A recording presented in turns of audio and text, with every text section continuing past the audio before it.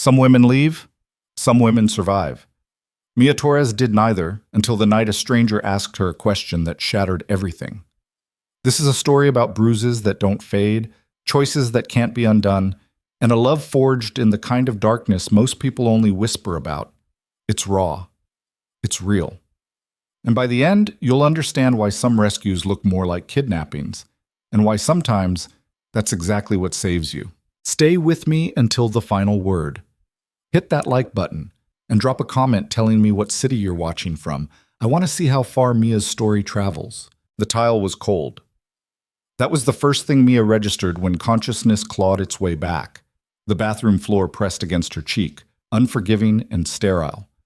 Her breath came shallow, each inhale scraping against ribs that might have been cracked. Might have been. She didn't let herself check anymore. The mirror above the sink reflected something she'd stopped recognizing months ago. A woman with dark hair plastered to her temples, eyes hollowed out by sleeplessness and survival. The bruise along her jaw was fresh, purple bleeding into yellow at the edges, a watercolor of violence she'd have to cover before her shift. Foundation, concealer. The drugstore kind that caked but didn't ask questions. She pushed herself upright, palms slick against porcelain. The apartment was silent except for the radiator's wheeze and Marcus's snoring from the bedroom. He'd passed out around 3, bourbon-heavy and mean, his knuckles still raw from where they'd connected with her cheekbone. The memory sat in her mouth like copper. Mia didn't cry anymore. Crying was a luxury for people who believed things could change. She dressed in the dark, black slacks, white button-down, the uniform of Romano's where she'd worked doubles for the past 8 months. The restaurant was downtown, the kind of place where congressmen took mistresses and CEOs closed deals over 30-year scotch. She was furniture there. Backdrop. Invisible in the way that only service workers are, present but unseen, necessary but forgettable. That invisibility had become her armor. The subway rattled her bones on the commute, fluorescent lights flickering over passengers who looked as hollow as she felt, a kid with headphones, a nurse still in scrubs, a businessman whose wedding ring caught the light every time he scratched his neck. Normal people living normal lives, none of them wondering if the woman across from them was calculating how many shifts it would take to save enough for a motel room Marcus didn't know about. 3 more months, maybe 4. The number changed depending on how bad the nights got. Romano's occupied the ground floor of a building that had watched the city evolve from industrial grit to corporate gloss. The exterior was all marble and brass, the kind of elegance that cost more to maintain than most people earned in a year. Mia slipped through the staff entrance at 4:30, tying her apron with practiced efficiency. "You're early." Chen, the line cook, didn't look up from his prep station. Garlic and thyme scented the air, rich and grounding. "Couldn't sleep," he grunted. Chen had been at Romano's for 15 years, long enough to know when not to ask questions. He'd seen the bruises before, seen them fade and return in different configurations. Once, he'd left a business card on her station, a women's shelter with a 24-hour hotline. She'd thrown it away. Shelters meant police reports. Police reports meant Marcus in handcuffs, Marcus released on bail, Marcus coming home with a rage that had nowhere to go but through her. The dining room was still empty when she pushed through the double doors, tables set with geometric precision, wine glasses gleaming under chandeliers that probably cost more than her yearly salary.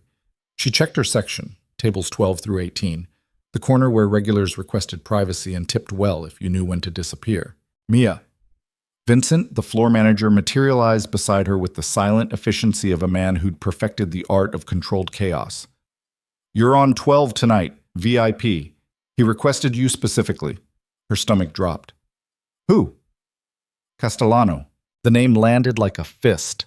Everyone in the city knew the Castellano family the way you knew weather patterns, inevitable, dangerous, impossible to avoid. They owned construction companies and shipping routes, political favors and silences that money couldn't buy. Dante Castellano was the youngest son, the one the tabloids called the Fixer when they felt brave and the Reaper when they didn't. "He's never eaten here before," Mia said. Vincent's expression was carefully neutral. "He is tonight, 8 o'clock. Don't fuck it up." The hours until 8 crawled. She served lunch to lawyers who argued over Caesar salads, dinners to couples celebrating anniversaries with forced smiles and wine that cost more than her rent. Her face ached where Marcus had hit her, the bruise throbbing beneath layers of makeup she'd reapplied twice in the bathroom.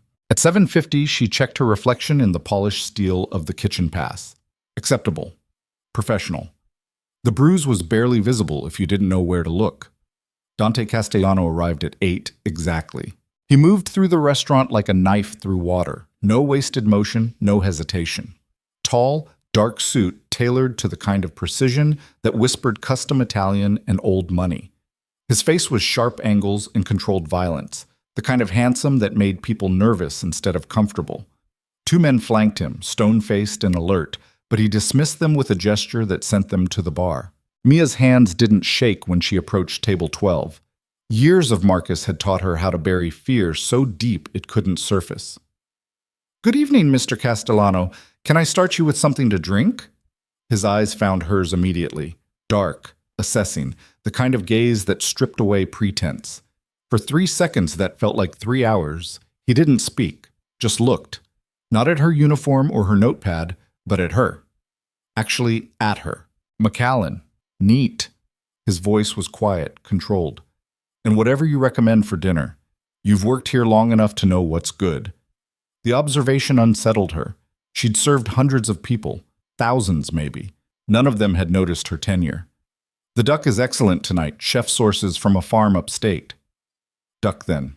She wrote it down, muscle memory taking over while her brain tried to parse why a man like Dante Castellano would request her specifically. She turned to go. "Mia!" Her name in his mouth stopped her cold. She hadn't introduced herself.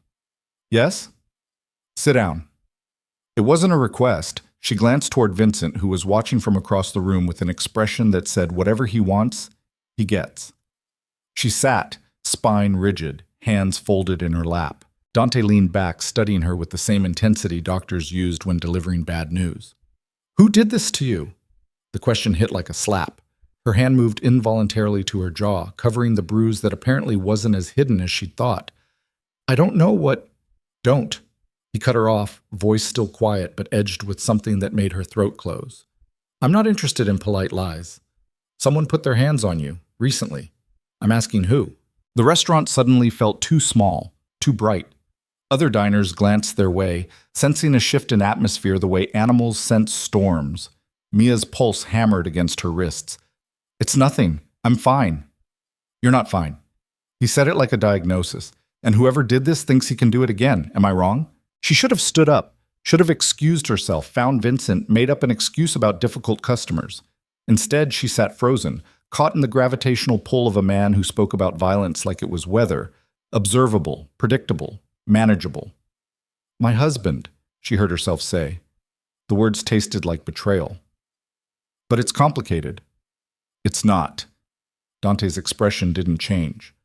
"Complicated is tax law. This is simple. He hurts you. That ends tonight." "You don't understand. I understand that you came to work with fresh bruises on your face, and you're still trying to convince me it's fine. I understand that you're calculating right now whether I'm more dangerous than he is." He paused. "I am, but not to you." The certainty in his voice was more terrifying than Marcus's fists had ever been. Marcus was chaos, bourbon-fueled and unpredictable. Dante was controlled precision, the kind of danger that planned 3 moves ahead. "I don't need saving," Mia said, because that's what women like her learned to say. "I can handle it." Handling it means hiding bruises under makeup and showing up to work so you can save enough to run. "How long have you been handling it, Mia? 6 months? A year?" 8 months. He was close enough to make her skin crawl. "I appreciate the concern, but—" "This isn't concern." Dante picked up his water glass, ice clinking softly. "Concern is thoughts and prayers. This is action. Give me his name." "No." "His name, Mia." "No." Louder this time. Heads turned. She lowered her voice. "You can't just— You don't get to decide this. It's my life. And he's taking it from you piece by piece." Dante set down the glass with deliberate care. "I'm offering you a choice. Tell me his name and this ends. Or don't, and I'll find out anyway. But if I have to dig, I'm less inclined to be gentle about it." The threat hung between them, crystal clear. Mia stood abruptly, chair scraping against hardwood. I need to put in your order. Marcus Torres. She froze. How? You're wearing a ring. I have resources. It took one phone call. He pulled out his phone, typed something, set it face down on the table. He works at a warehouse in Red Hook, gets off at 11, goes to McGill's pub most nights, drinks until he can barely drive home. Am I missing anything? Mia's vision blurred at the edges. He'd just dismantled her entire life in 3 sentences. You had no right. Rights are for people playing fair. Your husband doesn't play fair. Neither do I.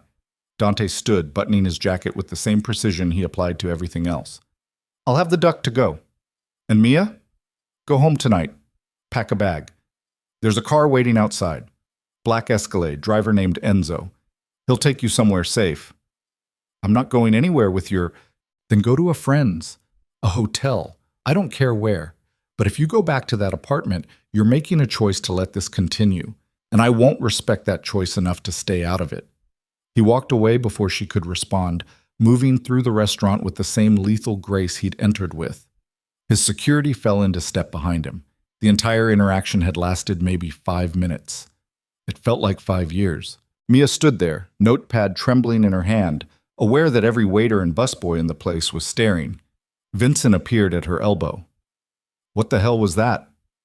I don't know. He tipped $5,000, cash, said to give it to you. Her legs went weak. $5,000. 3 months of rent. 2 months of savings. A ticket to anywhere Marcus couldn't find her. I can't accept that. Too late, he's gone. Vincent pressed an envelope into her palm, thick with bills. Whatever you did, keep doing it. Men like that don't tip 5 figures for good service. She looked at the envelope, then toward the door where Dante had disappeared. The black Escalade was visible through the glass, idling at the curb like a threat or a promise. She couldn't tell which. Her shift ended at 11.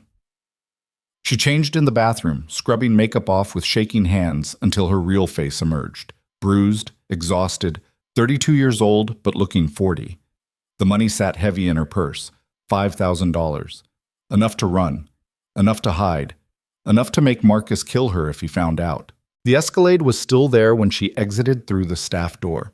The driver, Enzo, Dante had called him, stood beside it, broad-shouldered and patient. He opened the rear door without a word.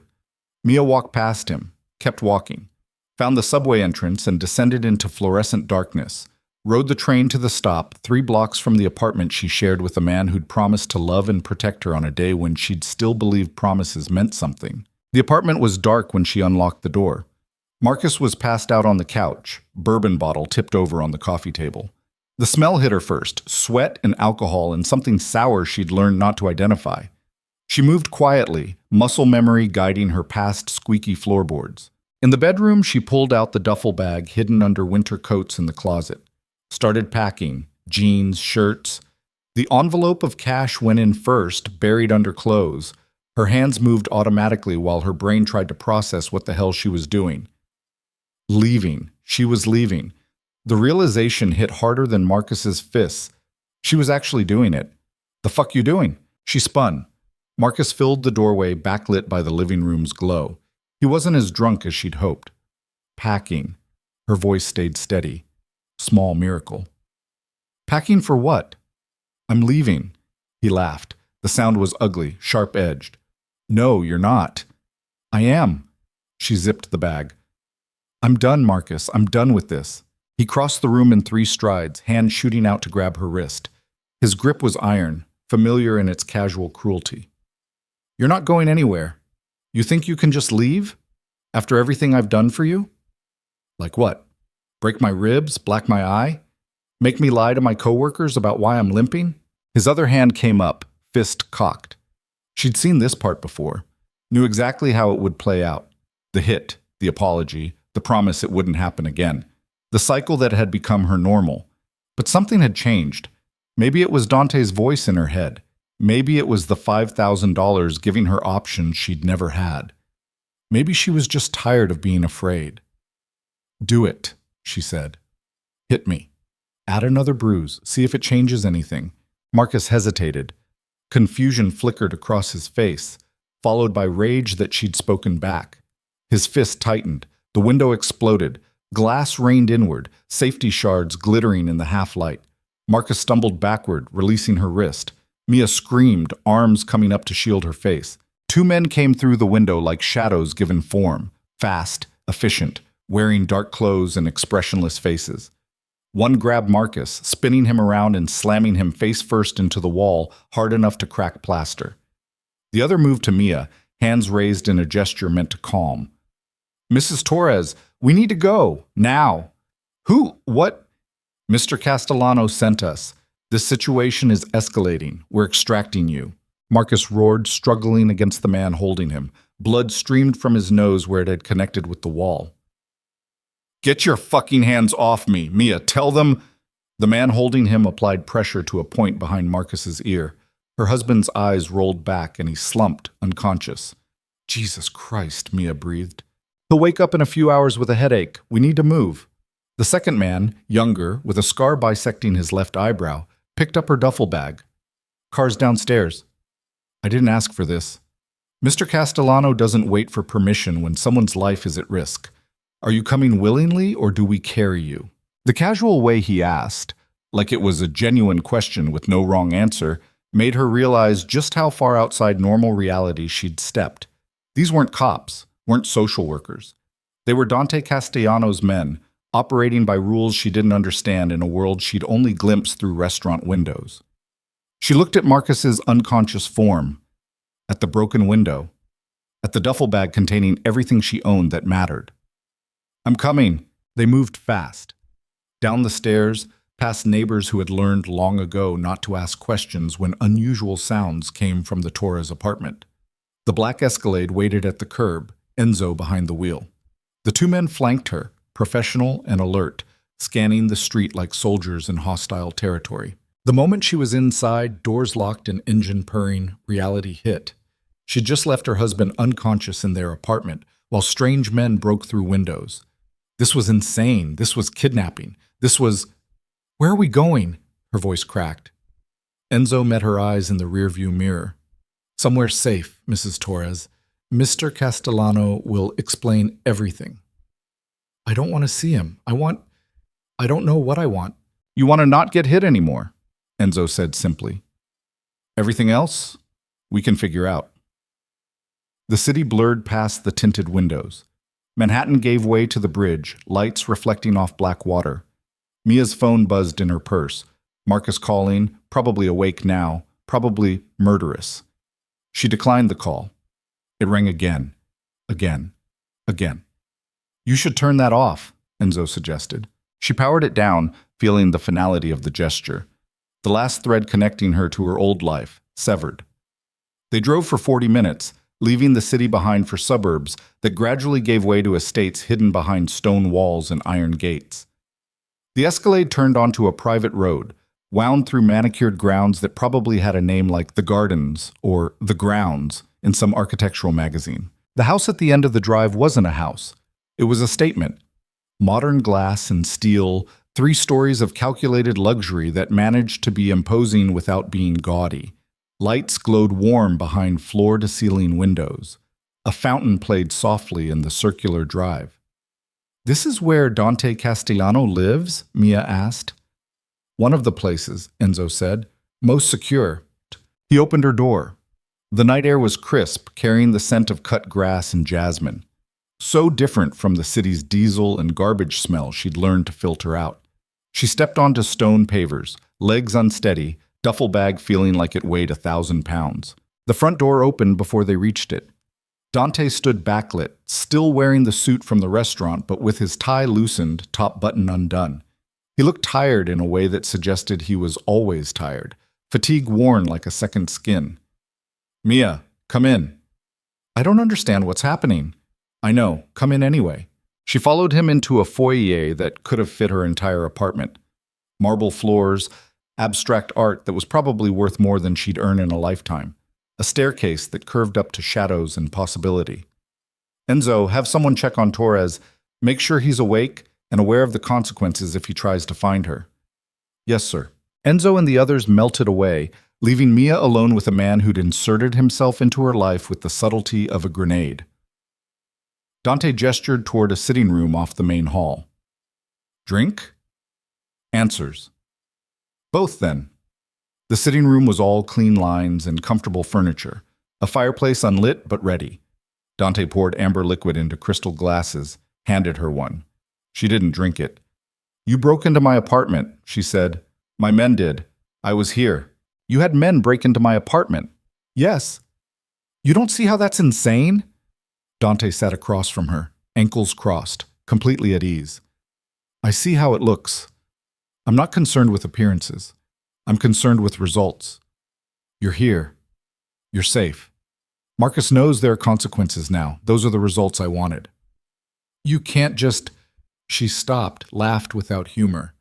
You obviously can. You did. What the hell do you want from me? Nothing. Bullshit. Nobody does this for nothing. I'm not nobody. He sipped his drink. And you're right to be suspicious. But I promise you, Mia, I want nothing from you that you don't choose to give. This isn't about leverage or control. It's about removing a problem. Marcus is my problem? He was. Now he's mine. The certainty in his voice was absolute. Mia felt herself standing at a crossroads she'd never asked for.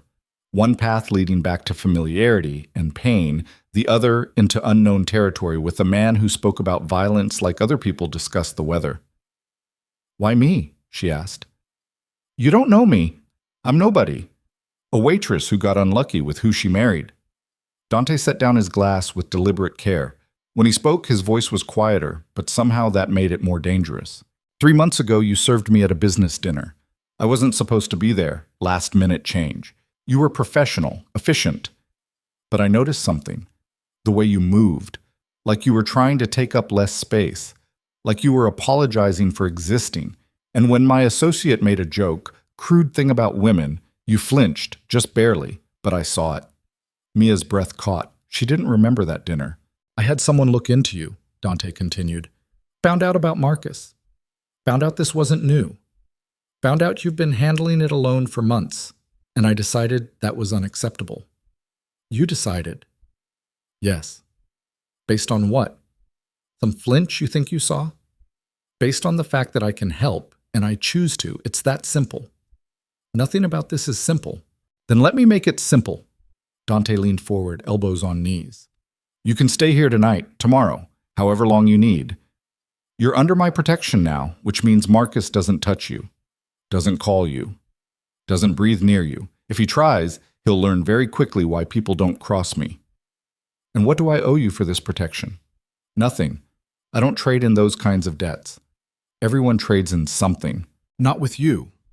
He stood, moved to the window overlooking grounds that stretched into darkness. I have money, power, resources. What I don't have is the ability to unsee certain things. You standing in my restaurant with bruises hidden under makeup, pretending everything was fine. I can't unsee that. So I'm fixing it. Call it penance, call it conscience, call it whatever helps you sleep. Mia studied him, this dangerous, controlled man who spoke about brutality and protection in the same breath. You're not a good person. No. You've hurt people. Yes. You'll probably hurt more. Without question. Then why should I trust you? Dante turned, and for the first time she saw something like genuine emotion in his expression. Not kindness, but something adjacent. Understanding, maybe. Recognition. Because I'm honest about what I am, he said. Marcus lied. Told you he'd change. Told you it wasn't that bad. Told you that you deserved it. I won't do that. I am exactly what I appear to be. Dangerous, controlling, someone who solves problems with violence when necessary. But I'm aiming that at your enemies, not at you. And sometimes, Mia, you need a monster on your side. The words hung between them. Outside, wind moved through trees she couldn't see. Her phone was off. Marcus was somewhere across the water, probably raging, probably planning. Her entire life had detonated in the span of hours. And somehow, standing in this stranger's house, she felt safer than she had in months. I need to sleep, she said finally. Upstairs. Second door on the right. Everything you need is there. Lock the door if it makes you feel better. Will it actually lock? Or do your men have keys? It'll lock. And no, they don't. When I say you're safe here, I mean from everyone, including me. She wanted to believe him. God help her, she wanted to believe someone could be exactly what they claimed. Dangerous, but not to her. Violent, but in her defense. The wanting was almost worse than the fear. One night, she said, then I figure out what's next. One night, Dante agreed. Mia climbed the stairs with her duffel bag, found the room he'd indicated. It was larger than her apartment, decorated in neutrals and soft light. The bed looked like clouds. The door had a lock that clicked satisfyingly when she tested it. She sat on the edge of the mattress, dress shoes still on, purse clutched in her lap. The envelope of cash was still inside. $5,000 from a man who'd decided to save her whether she wanted saving or not. Her reflection caught in the darkened window, bruised, exhausted, 32 and feeling ancient. Behind her, luxury she'd never earned. Ahead, decisions she wasn't ready to make. Somewhere in the house, Dante Castellano was probably making phone calls, issuing orders, setting consequences in motion, moving pieces on a board she didn't understand according to rules she'd never learned. And Mia Torres, survivor of 8 months of casual cruelty, sat in a locked room in a stranger's house and wondered if she'd just escaped one cage for another. Or if maybe, just maybe, she'd found something else entirely. Something that looked like captivity but felt like choice.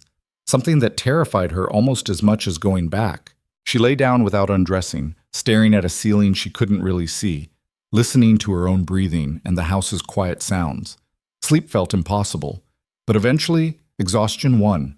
She dreamed of broken windows and hands that bruised, of men in dark clothes and questions asked in quiet voices, of a city that fed on power and silence, and her place in its hungry heart. When she woke, sunlight streamed through windows she'd forgotten to cover. Someone had left a tray outside her door, coffee, fruit, bread still warm from the oven, and a note in precise handwriting. Marcus has been informed of the new reality. You're safe. Make yourself at home. D. Mia held the note, reading it 3 times, trying to decode what informed of the new reality meant, trying to imagine what had happened in the hours she'd slept, trying to decide if she was grateful or terrified. Both, she realized. Definitely both. She unlocked the door and stepped into whatever came next, carrying her coffee and her questions and the strange, unsettling knowledge that her life had irrevocably changed. And somewhere in the house below, Dante Castellano waited to show her exactly what that change meant. Set. End of part 1. The coffee was good. Too good. The kind that came from beans Mia couldn't pronounce, ground fresh that morning by someone whose job was probably just coffee. She sat at the kitchen island, marble, gleaming, larger than her old bedroom, and tried to reconcile the woman who'd woken up on a bathroom floor yesterday with the woman holding a porcelain cup in a house that felt like a museum. Dante appeared in his doorway wearing different clothes. Dark jeans, black Henley, barefoot. The casualness of it was somehow more unsettling than the suit. Made him look human, real. A man who walked around his own house without shoes instead of the controlled violence she'd met at Romano's. You slept, he said. Some. Nightmares? The accuracy of the question made her fingers tighten on the cup. How do you know? Because you've been living one. Bodies don't forget that fast. He poured his own coffee, leaned against the counter opposite her, close but not crowding. Marcus called my office 12 times last night, left messages, threatened legal action, then just threats. Mia's stomach dropped.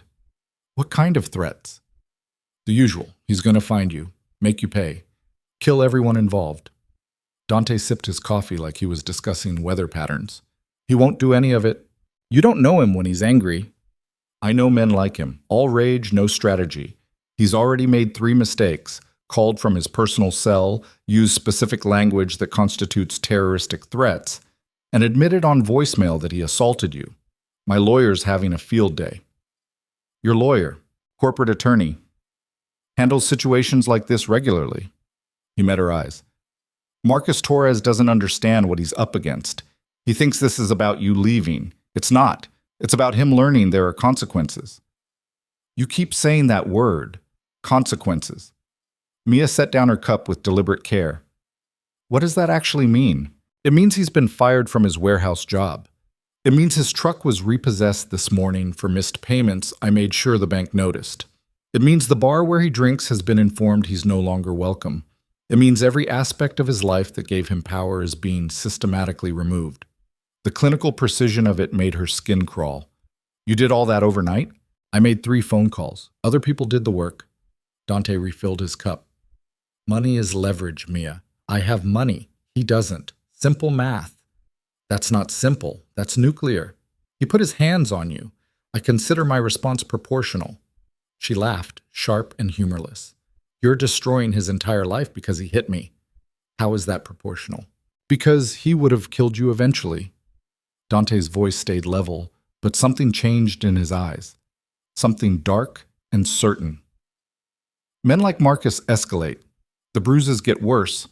The apologies get thinner. And one night he goes too far and you don't wake up. I've seen it. I've cleaned up after it. So yes, destroying his life seems proportional to saving yours. The words hung between them, heavy with implications Mia didn't want to examine. She thought about the bathroom floor, the cracked rib from 2 months ago, the way Marcus's hands had found her throat last week before he'd stopped himself. What if you're wrong? She asked quietly. What if he wasn't going to kill me? Then I've inconvenienced a man who deserved inconvenience. I'll sleep fine either way. Jesus Christ. Not in this house. Dante smiled, but it didn't reach his eyes. Finish your coffee. We have things to discuss. Like what? Like what happens next? He led her through the house, past rooms she hadn't seen in the dark, spaces that managed to feel lived in despite their obvious expense. Photos on shelves, not family portraits but candid shots. A reading room with floor-to-ceiling books, some with cracked spines that suggested actual use. They ended in an office overlooking grounds that looked almost artificial in their perfection. Dante gestured to a leather chair. She sat. He took the one beside her, not behind the desk. Equal positioning, she noted, calculated to seem less threatening. You need a lawyer, he said. Divorce attorney, specifically. I have someone who can start paperwork today. I can't afford... You're not paying. Consider it part of the service. What service? I never asked for any of this. You didn't have to ask. I offered. He pulled out his phone, tapped something, set it on the desk between them. That's the attorney's number. Her name is Sarah Chen. She's handled worse situations than yours and never lost. Call her whenever you're ready. Mia stared at the phone. And then what? What, live here? Become your charity case? You live wherever you want. Here's an option. So is an apartment I own in the city, currently empty. So is a house upstate if you want distance. Or you take money and find your own place. Your choice. None of those feel like choices. They all feel like cages with better furniture. Dante leaned back, studying her. What would a real choice look like? I don't know. Maybe one where I'm not dependent on a man I met yesterday who breaks into apartments and destroys people's lives before breakfast. Fair. So here's another choice. Walk out that door. I'll have Enzo drive you wherever you want. Police station, friend's house, bus station. I won't stop you, won't follow you, won't interfere with whatever you decide to do next. She searched his face for the trap. Just like that? Just like that. You're not a prisoner, Mia. You're someone I chose to help. If you don't want help, I respect that enough to let you go. And Marcus? Will still face consequences for what he's done. That's not contingent on your presence. That's just justice taking a form the courts were too slow to provide. Mia stood, walked to the window. The grounds stretched out like a painting, everything manicured and controlled. You talk about justice like you're entitled to deliver it. I am entitled. I have power. I choose to use it for this. Most people with power use it for worse. That doesn't make it right. No, but it makes it effective. She turned to face him. What do you get out of this? And don't say nothing. Everyone wants something. Dante was quiet for a long moment. When he spoke, his voice carried an edge of something she couldn't identify. Not quite vulnerability, but close. I get to sleep knowing I did something that mattered. That's it. That's the transaction. Bullshit. You think I'm lying? I think you're not telling me everything. He smiled, and this time it looked almost genuine. You're right. I'm not. But what I'm not telling you has nothing to do with what you owe me. It has to do with why I give a damn in the first place, and that's my business. Is it about someone else? Someone you couldn't save? His expression closed like a door slamming. This conversation is about you, not my past. See? Everyone has angles. Yours is just better hidden. Dante stood, moved to the window beside her. They stood in silence, two people who'd collided in ways neither had planned, trying to figure out what happened next. My sister, he said finally. Anna. She married a man who hurt her. I was too young to understand, too powerless to help. By the time I had resources, she was gone. Car accident, officially. But I knew, everyone knew. Her husband walked away without a scratch. Mia's breath caught. I'm sorry. Don't be. It was 15 years ago. But it taught me something. Power without action is just cowardice dressed up. So when I see situations like yours, I act. That's my angle. That's what I get. The knowledge that maybe this time someone doesn't end up like Anna. The honesty of it was almost worse than the manipulation would have been. Mia felt something shift in her chest, some wall she'd been maintaining cracking under the weight of his words. I'm not your sister, she said softly. No, you're not. But you're someone, and that's enough. Her phone, still powered off in her purse, felt like a bomb waiting to detonate. She thought about turning it on, seeing the messages from Marcus. The rage, the pleading, the cycle she knew by heart. If I stay, she said, just temporarily, while I figure things out. What are the rules? No rules. You're a guest, not an inmate. Everyone has rules. Fine. Don't steal anything. Don't put my life at risk. And be honest with me, those are the rules. That's it? That's it, she laughed without humor. Most men want more. I'm not most men, and what I want from you can't be taken, only given. So I'll wait until you're ready to give it, or I'll wait forever. Either outcome works for me. The implications of that statement made her pulse quicken. What you want from me? Trust. Eventually. Dante turned from the window, dark eyes finding hers. Right now, you see me as a necessary evil. Better than Marcus, but still dangerous. I can live with that, but eventually, I'd like you to see me as someone who gave a damn when no one else did. That's what I want. Your trust. Freely given. And if I never give it, then you never do. But at least you're alive and safe to make that choice. Mia wanted to argue, to find the flaw in his logic, the trap in his words. But exhaustion was settling in. Not physical, but emotional. The kind that came from months of hypervigilance finally releasing. I'll stay, she heard herself say, temporarily, while I figure out next steps. Okay. But I need my own space, not this room. Somewhere that's actually mine. The apartment in the city. I'll have it ready by tonight. And I need a job. Not at Romano's. Somewhere new. I know people. I'll make calls. No. She said it firmly. No calls. No favors. I find my own job. That's non-negotiable. Dante smiled. Deal. Anything else? Yeah. You don't make decisions about my life without telling me first. I'm not a problem to solve. I'm a person. I get a say. Fair enough. They shook on it, his hand warm and dry against hers, the gesture oddly formal given everything else. Mia felt the shift, from victim being rescued to participant making choices. Small shift, but significant. There's one more thing you should know, Dante said, releasing her hand. Marcus will try to find you. Today, tomorrow, next week. Men like him don't accept loss easily. I know. When he does, my people will handle it. But I need you to promise me something. What? Don't engage with him. No matter what he says, what he promises, what he threatens. You see him, you call me immediately. You don't try to manage him yourself. You think I'm stupid enough to... I think you've spent 8 months managing him because you had no choice. Now you do. So promise me. She wanted to resist, to maintain some illusion of independence, but the memory of Marcus's fist cocking back last night was too fresh. I promise. Good.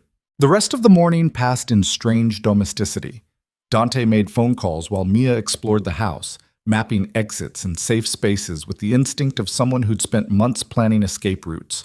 The apartment in the city was being cleaned, stocked, made ready. Sarah Chen, the attorney, called and scheduled a consultation for tomorrow. Everything moving at the speed of money and influence. Everything except Mia, who felt suspended between her old life and whatever came next. Around noon, Enzo appeared at the door. "Mr. Castellano, we have a situation." Dante's expression didn't change, but Mia saw his shoulders tense. "What kind?" "Torres is at the gate, demanding to see his wife." The world tilted. Mia's coffee cup slipped from her fingers, hit the floor without breaking.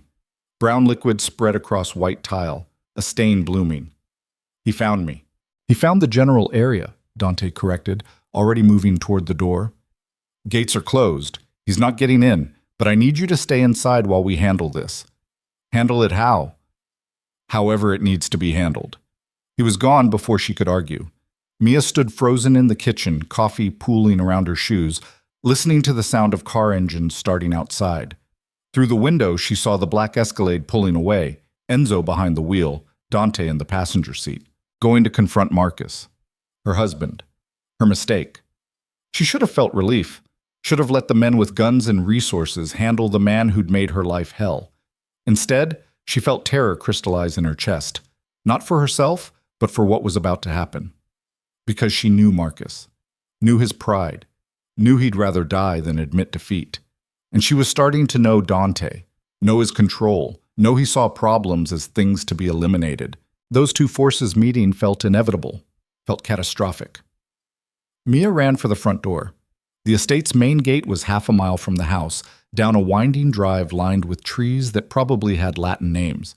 She ran in borrowed shoes that didn't fit right, lungs burning, watching the Escalade's taillights disappear around a curve. By the time she reached the gate, the situation had already escalated. Marcus's truck was parked sideways across the entrance, blocking traffic that didn't exist on this private road.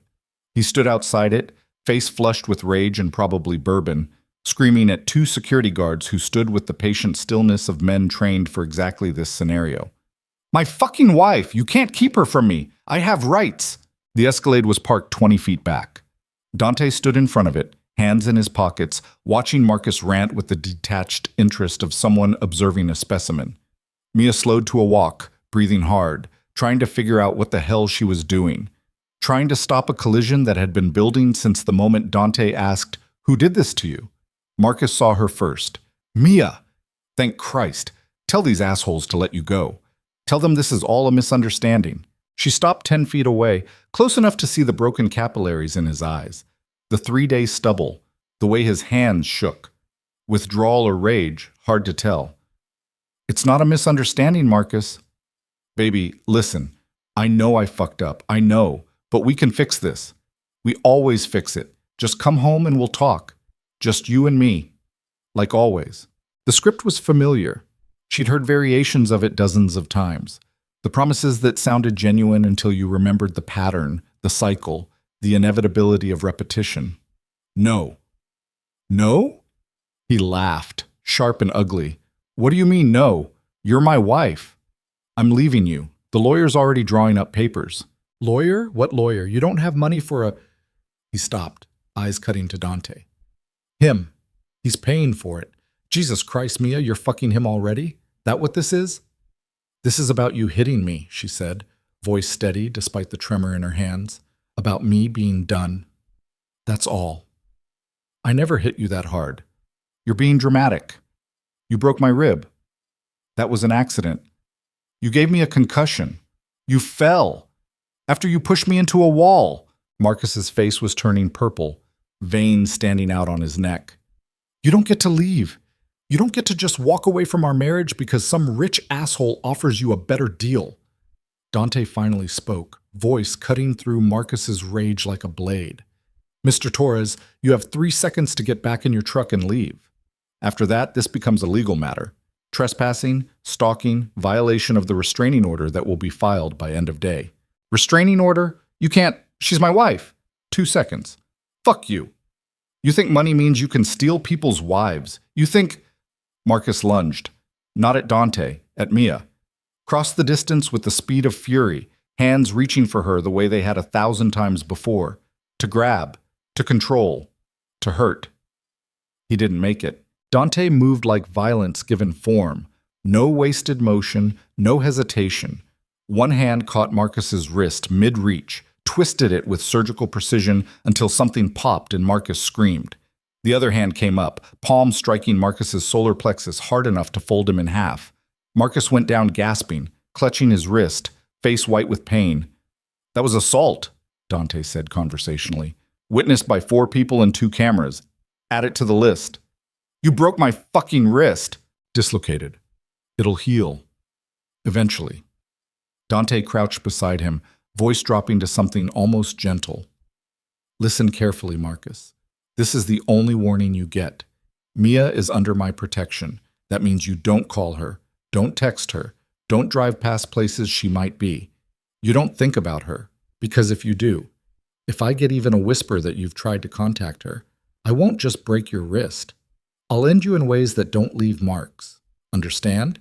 Marcus spat at him. The saliva hit Dante's shoe. Dante sighed, stood, looked at Enzo. "Make sure Mr. Torres understands the consequences. Be clear." Enzo nodded. 2 other men appeared from the escalate, the same ones who'd come through Mia's window last night. They hauled Marcus to his feet, started walking him toward his truck, with hands that looked gentle, but probably weren't.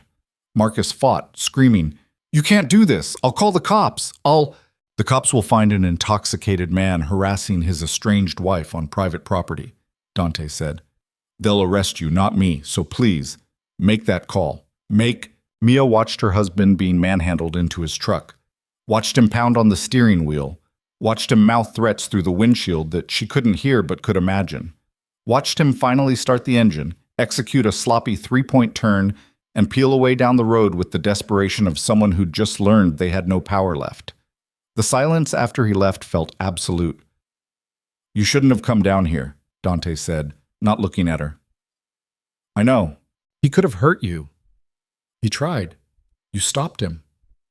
Next time I might not be fast enough." "There won't be a next time." But even as she said it, Mia knew she was wrong. Marcus wasn't done. Men like him were never done until they took everything down with them. Dante finally looked at her, and for the first time she saw something like anger in his expression. Not at her, for her. "You promised you wouldn't engage with him." "I didn't engage. I told him the truth. You gave him a target. Now he knows you're here. Now he knows I'm involved. Now this gets complicated." "It was already complicated." "No, it was simple. You disappeared, he moved on. Now he's got something to prove. You think he's going to let this go? You think his pride allows it?" Dante ran a hand through his hair, frustration cracking his usual control. "Jesus Christ, Mia. I can't protect you if you won't protect yourself." "I never asked you to protect me. You accepted my help. That's the same thing." "No, it's not. Accepting help doesn't mean surrendering every choice." They stood 10 feet apart, breathing hard, the argument feeling like something else, like fear manifesting as anger, like care manifesting as control, like 2 people who didn't know each other trying to navigate a situation neither had signed up for. "I'm going back to the house," Mia said finally. "Pack my things. Go to that apartment you mentioned." "Mia, I need space from you, from this, from all of it." "That's not safe." "I don't care.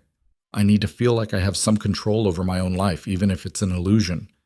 Dante's jaw worked, arguments clearly lining up behind his teeth, but he didn't voice them, just nodded. "Enzo will drive you. Take 2 of my men for security, non-negotiable." "Fine. And you call me if anything happens. Anything." "Fine." She turned to walk back to the house, made it 5 steps before his voice stopped her. "I'm sorry." She looked back. Dante stood with hands in pockets, looking more human than she'd ever seen him.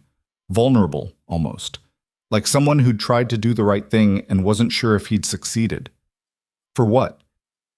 For making this harder instead of easier. That wasn't the plan. What was the plan?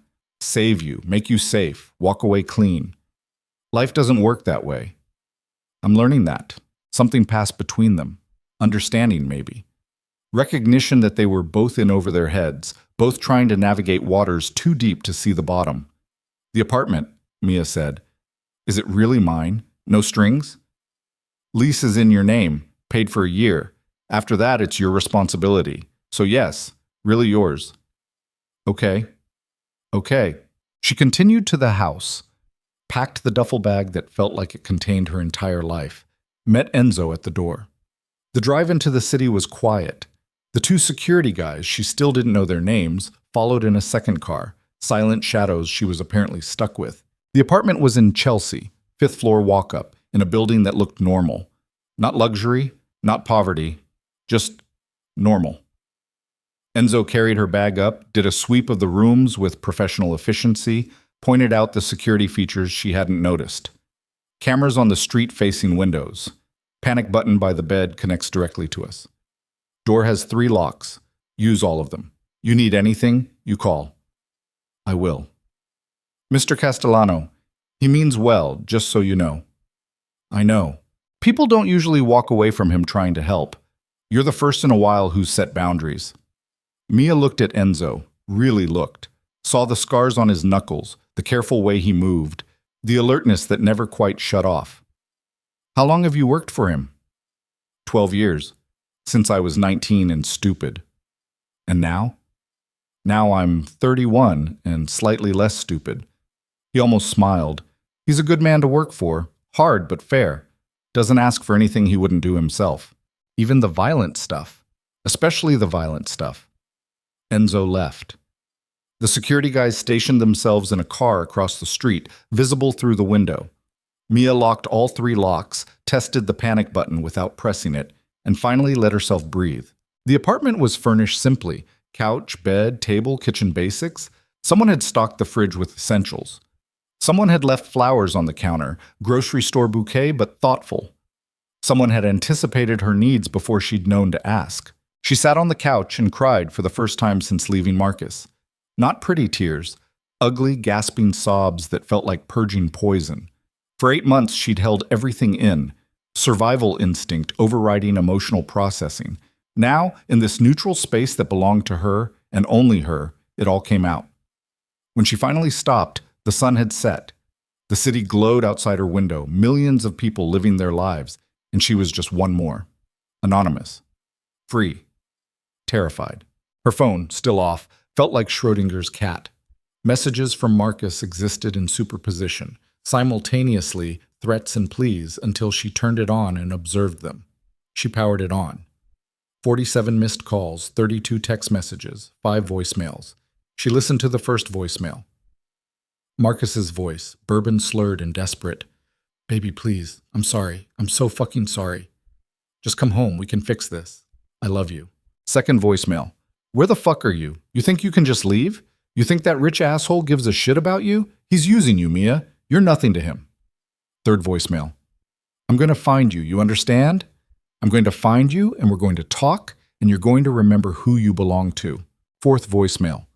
I'll kill him. I swear to God, I'll kill that motherfucker, and then I'll kill myself. That what you want? Both of us dead?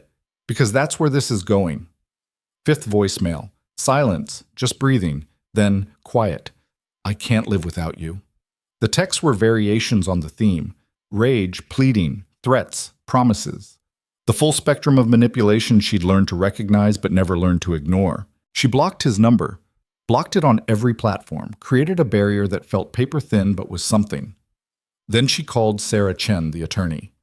Ms. Torres, I've been expecting your call.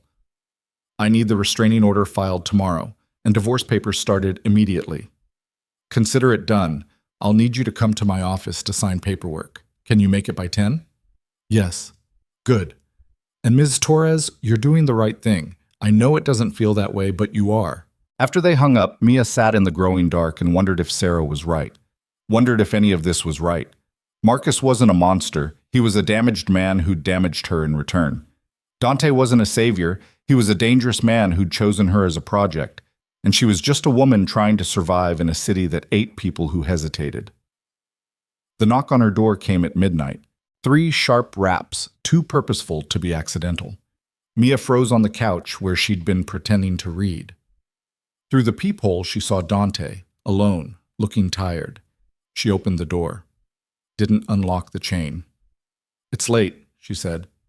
I know. I'm sorry, but we need to talk. About what?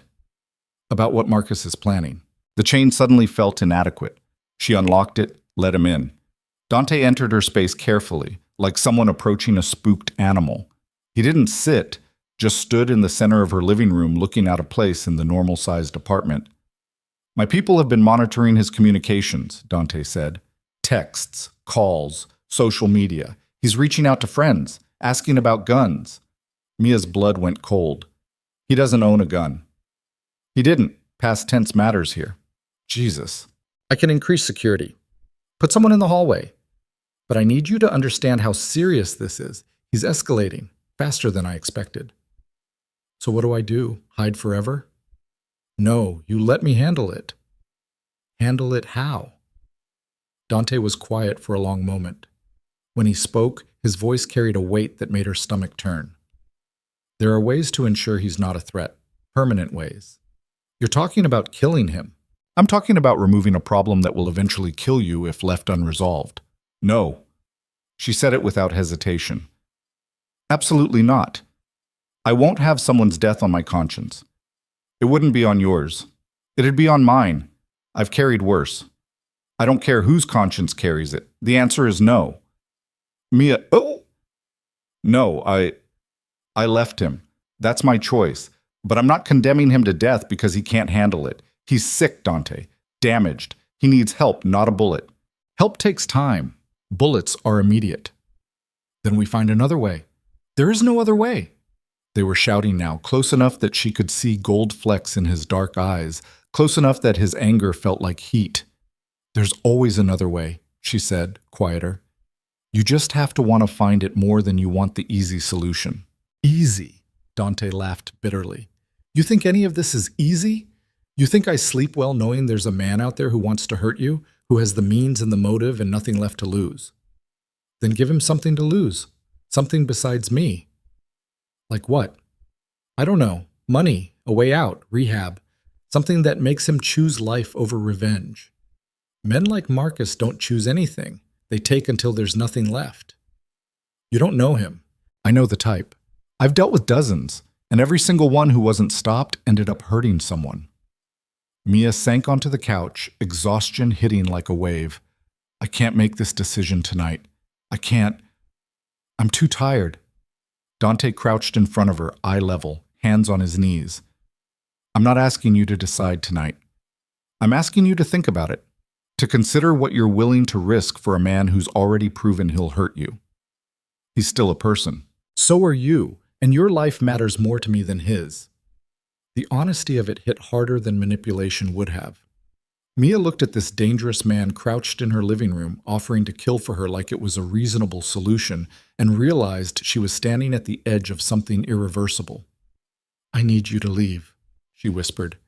Mia, please, I need space to think. He stood, nodded, moved to the door, paused with his hand on the knob. The security stays, that's not negotiable. Okay. And you call me if anything happens, if you change your mind, if you just need to talk. I will. He left. The apartment felt bigger without him in it. Emptier. Mia locked all 3 locks, tested them twice, and sat in the dark listening to the city's white noise. Her phone buzzed. Text from an unknown number. I know where you are. I'm coming for you, Batuwayu. Both of you. She stared at the message, reading it 3 times. Trying to decide if it was real or if Marcus was bluffing, trying to figure out if it mattered. She called Dante. He answered on the first ring. What's wrong? He knows where I am. He sent a text. From what number? She read it to him, heard typing on the other end. Burner phone, bought this afternoon. He's getting help from someone. Pause. I'm coming over. You don't have to. I'm already in the car. Lock the door. Don't open it for anyone but me. He hung up. Mia sat with her phone in her lap, watching the security guys across the street, wondering how Marcus had found her so fast, wondering what came next. Dante arrived in 15 minutes. She let him in. He had a laptop, opened it on her kitchen table, pulled up surveillance footage from the building's cameras. There, he pointed. 3rd floor window. Someone's been watching. See the reflection? She saw it. Faint, but there. A figure backlit in someone else's apartment. Marcus? Or someone working for him, Either way, he knows which building, probably not which apartment yet. So what do we do? Dante closed the laptop, looked at her with an expression she couldn't read. You come back to the estate. Tonight. Until this is resolved. I'm not running again. This isn't running. This is strategy. He can't get to you there. Here, you're exposed. Here, I have a life. Or the beginning of one. You'll have a life when you're alive to live it. They stared at each other, deadlocked. Two stubborn people with competing priorities. The window exploded inward, glass and brick and violence. Mia screamed, hit the floor on instinct. Dante was already moving, covering her body with his, shouting into a phone she hadn't seen him draw. Shots fired, 5th floor. Get up here now. But it wasn't shots. It was a brick wrapped in paper, thrown hard enough to shatter the window and skid across the floor. Dante grabbed it, unwrapped the paper. Read it. His expression went cold. What does it say? He handed it to her.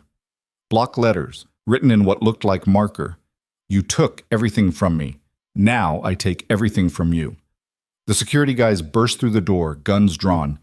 Enzo was right behind them. Torres? Enzo asked. Has to be. Canvass the area. I want him found. On it.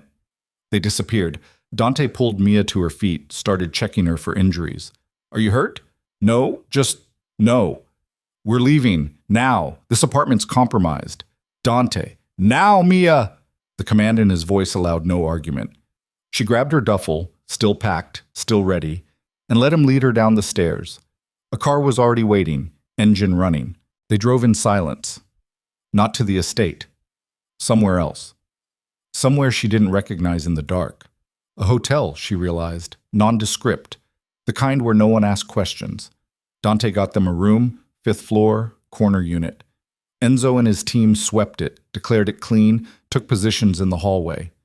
When they were alone, Mia finally found her voice. He's not going to stop, is he? No. And you can't just make him disappear.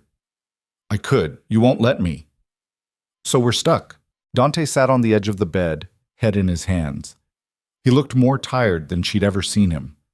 There might be another option. What? Bait. Use you to draw him out, controlled environment, my people watching. When he makes his move, we take him down, legally. That's insane. It's the only play that doesn't end with him dead or you in hiding forever. Mia sat beside him, close enough to feel his warmth. And if something goes wrong? It won't. You can't promise that.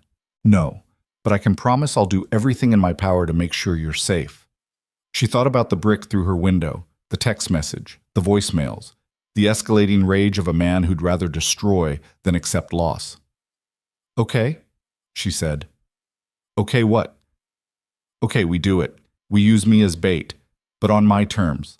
I decide when, where, how.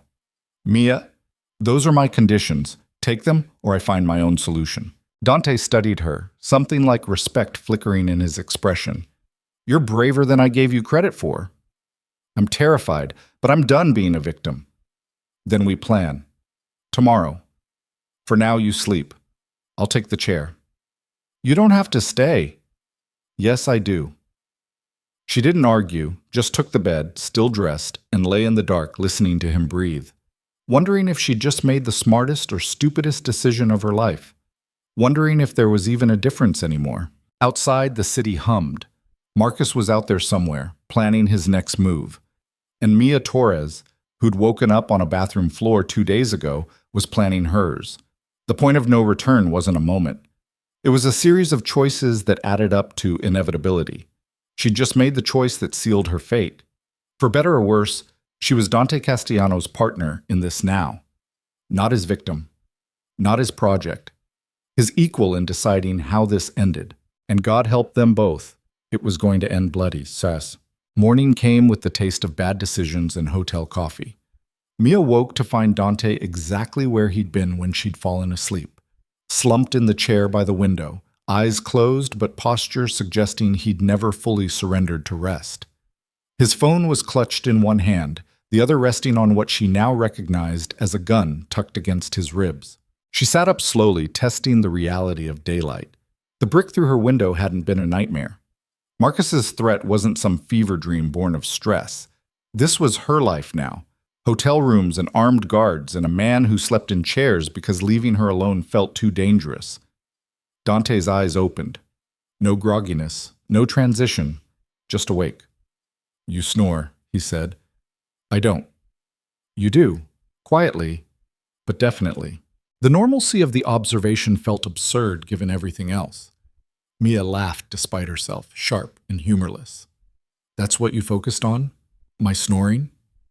"I focused on a lot of things. Your snoring was just the least concerning." He stood, stretching with the careful movements of someone whose body had logged too many hours in uncomfortable positions. "Enzo's bringing breakfast. We have work to do. Planning how to use me as bait. Planning how to end this without anyone dying. There's a difference." "Is there?" Dante looked at her, and for a moment she saw past the control to something raw underneath. Exhaustion, doubt, fear he'd never name out loud. "I hope so," he said quietly. Enzo arrived 20 minutes later with coffee that actually tasted like coffee and bagels that were still warm. The security detail had changed shifts, new faces, same stone expressions. They set up in the adjoining room, turning the hotel suite into a makeshift war room. Dante spread blueprints across the desk. Romano's. The restaurant where this had all started. "We use familiar ground," he said. "Somewhere Marcus knows you'll be. Somewhere we control every entrance, every exit, every sightline. He won't come if it's too obvious. He will if he thinks you're alone, if he thinks he has an advantage." Mia studied the blueprints, tracing the path from kitchen to dining room to her old section. "You want me to go back to work?" "For one night. We leak the information through channels he'll hear, social media, mutual acquaintances. Make it seem accidental. And when he shows up? My people are positioned throughout the restaurant. Customers, kitchen staff, valets. He makes a move, we have it documented. He touches you, we have assault on video. Either way, he goes to jail with evidence the courts can't ignore." It sounded reasonable, methodical, the kind of plan someone like Dante would devise. Every variable accounted for, every contingency mapped. "What if he doesn't come alone?" Mia asked. "Then we adapt. But Marcus doesn't strike me as someone who shares his revenge. You don't know him like I do." "No, but I know men like him. Pride won't let him delegate this." She wanted to argue, to find the flaw in his logic. But exhaustion was winning. Exhaustion and the growing realization that there was no good option here, only degrees of terrible. "When?" she asked. "Tomorrow night, Saturday. Busy enough that extra security doesn't stand out. Gives us time to prep." "And if something goes wrong?" Dante's hand found hers across the table. The contact was brief, almost impersonal, but the weight of it grounded her. "Then I handle it," he said. "That's what I'm here for." They spent the rest of the morning choreographing violence that hopefully wouldn't happen. Mia's route through the restaurant, Marcus's likely approach, extraction points if things went sideways. It felt like rehearsing for a play where forgetting your lines meant death. Around noon, Sarah Chen called. "Miss Torres, I have news. The restraining order has been filed and approved. Marcus Torres is legally prohibited from coming within 500 feet of you. Violation means immediate arrest." Mia closed her eyes. "He won't care." "Probably not, but it gives law enforcement grounds to act, and it strengthens our divorce filing." Pause. "There's something else. I did some digging into Marcus's background, his employment history. And he was fired from 3 previous jobs, each time following reports of violent behavior. One involved an assault charge that was dropped when the victim declined to press charges. The information landed like stones. I didn't know that. He was good at hiding it, good at making you feel like you were the problem." Sarah's voice softened. "You're not the first woman he's hurt, Mia. You're just the first one with resources to fight back." After they hung up, Mia sat with that knowledge. Marcus had done this before. To other women. Other lives destroyed or damaged, and she'd married him anyway, walked into his pattern like it was destiny instead of repetition. "You couldn't have known," Dante said. He'd been listening, not hiding it. "I should have seen the signs." Abusers are good at hiding them. That's how they operate. "You sound like you're speaking from experience. I told you about Anna. She didn't see the signs either, or she saw them and convinced herself they didn't mean what they meant. Love makes people blind. I didn't love him, not at the end. Then what kept you there? Mia thought about it, really thought. Fear, inertia, the belief that leaving would be worse than staying, and maybe… She stopped, the admission feeling like pulling glass from a wound. Maybe shame, that I'd chosen this, that leaving meant admitting I'd made a mistake everyone could see but me. That's not shame, that's survival. Is there a difference? Yes, survival keeps you alive. Shame keeps you trapped. She looked at him, this man who'd appointed himself her protector, her savior, her something. Why do you care? Really? Not the story about your sister, the real reason. Dante was quiet for a long moment. When he spoke, his voice carried weight she hadn't heard before. Because I can. Because I have power and money and resources, and most of the time I use them for things that don't matter. Business deals, territory disputes, keeping my family's name clean. But you, helping you matters. It's the first thing I've done in years that feels like it means something. I'm not a charity project. No, you're a person who deserves better than what she got. And I'm someone who can provide better. It's not complicated. Everything about this is complicated. Then we make it simple. Tomorrow night, we end Marcus's ability to hurt you. After that, you decide what comes next. Stay, go, whatever. But you decide, not him, not fear, you. The offer hung between them. Freedom, if they survived to claim it. Okay, Mia said. Tomorrow night, we do this. Dante nodded. Started making calls, setting pieces in motion. Mia watched him work. Efficient, controlled, a man orchestrating violence with the same precision others used for weddings or business deals. She should have been terrified. Maybe she was. But underneath the fear was something else, something that felt almost like hope. The rest of the day passed in preparation. Vincent, Romano's floor manager, was read into the plan. He didn't ask questions, just nodded and agreed to have Mia back for a single shift. Security was positioned, cameras checked, backup plans made for the backup plans. By evening, Mia felt like a soldier preparing for deployment. Enzo drove her to a boutique where someone had already pulled clothes. Not fancy, just nicer than anything she owned. Work appropriate but memorable. Something Marcus would recognize from across a room. Mr. Castellano's orders, the saleswoman said. He has good taste. Mia didn't argue, just tried on the black dress, the low heels, the subtle jewelry that caught light without screaming. Looked at herself in the mirror and barely recognized the woman staring back. Put together. Confident. Bait dressed up as prey. They returned to the hotel as sunset painted the city gold. Dante was on the phone, speaking Italian in a tone that suggested someone was getting fired or worse. He hung up when she entered. Problem? She asked. Nothing that won't be solved by tomorrow. He looked at the bags. They fit? Yeah. Good. Get some rest. Tomorrow's going to be long. But rest didn't come. Mia lay in the dark, listening to Dante's breathing from the chair, feeling the weight of what they were about to do. Using herself as bait. Trusting a man she barely knew to keep her safe. Betting her life that Marcus's rage would make him sloppy. Somewhere around 3 a.m., she gave up on sleep. Found Dante awake too, staring at his phone's glow. Can't sleep either? She asked. I don't sleep much. Habit. From what? From knowing the things I know, doing the things I've done. He set down the phone. You should try to rest. I can't. I keep thinking about what happens if this goes wrong. It won't. You can't promise that. No, but I can promise that if it does, I'll get you out. Whatever it takes. She believed him. That was the terrifying part. She actually believed him. Dante? Yeah? If I don't make it tomorrow, don't. If I don't, I need you to know something. He turned to face her fully, dark eyes catching ambient light. What? You're not responsible for saving everyone. Your sister. That wasn't your fault. And if something happens to me, that won't be either. You've done more than anyone had a right to expect, so don't carry me the way you carried her, okay? His jaw worked. She saw him fighting emotion, wrestling it back down where it couldn't surface. Nothing's going to happen to you, he said finally. I won't let it. You can't control everything.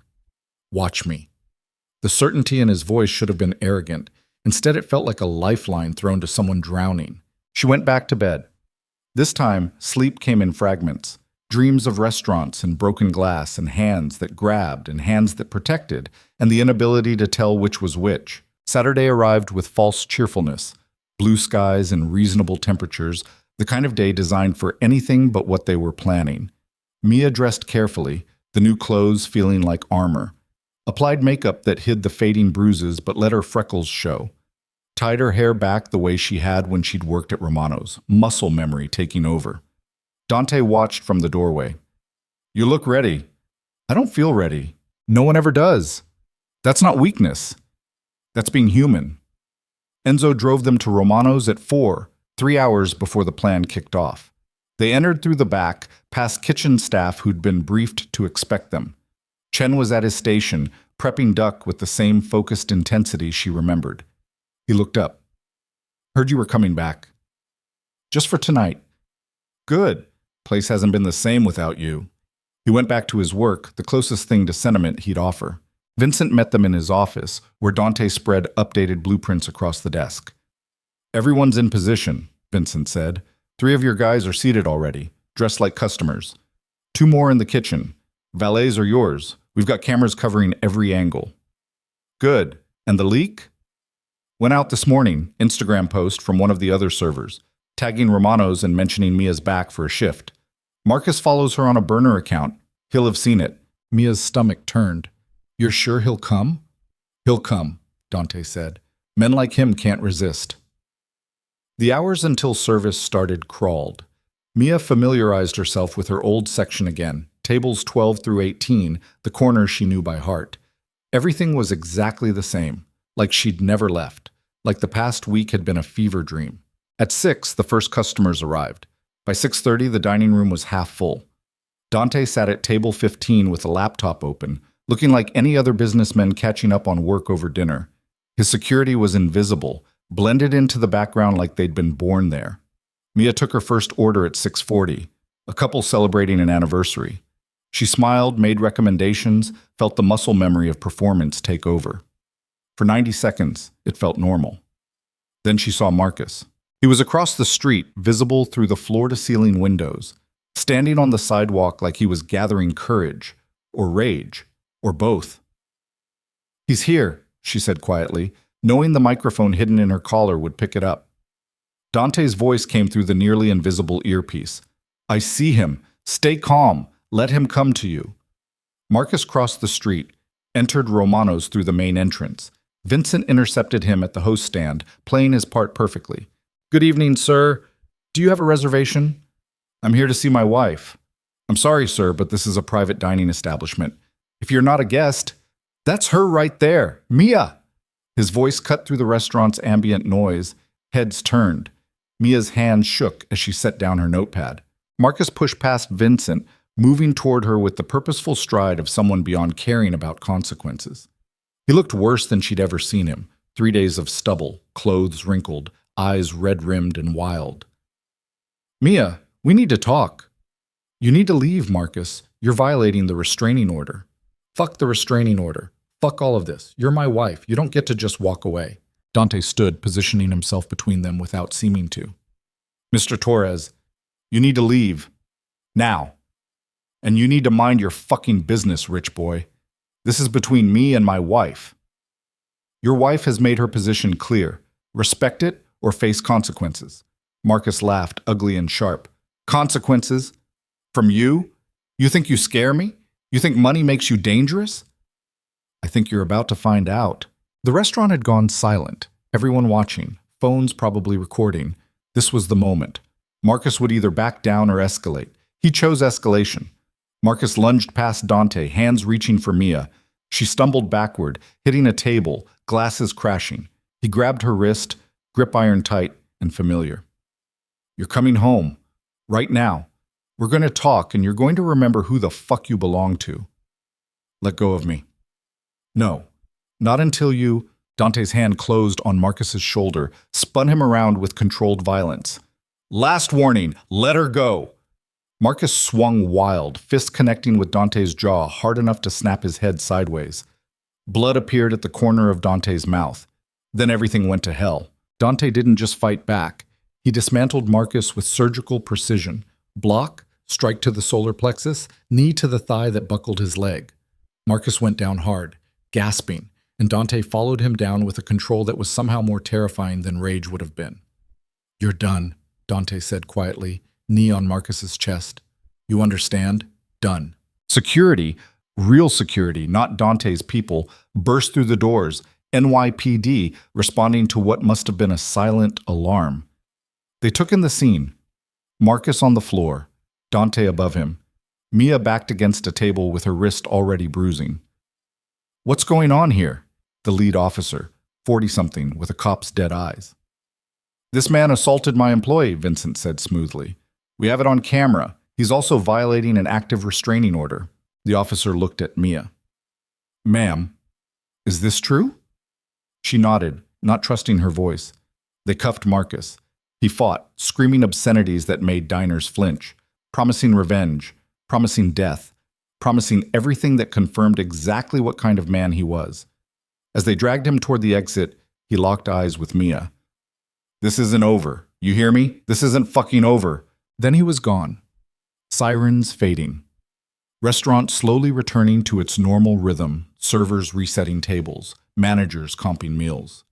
Mia stood frozen, wrist throbbing where Marcus had grabbed her.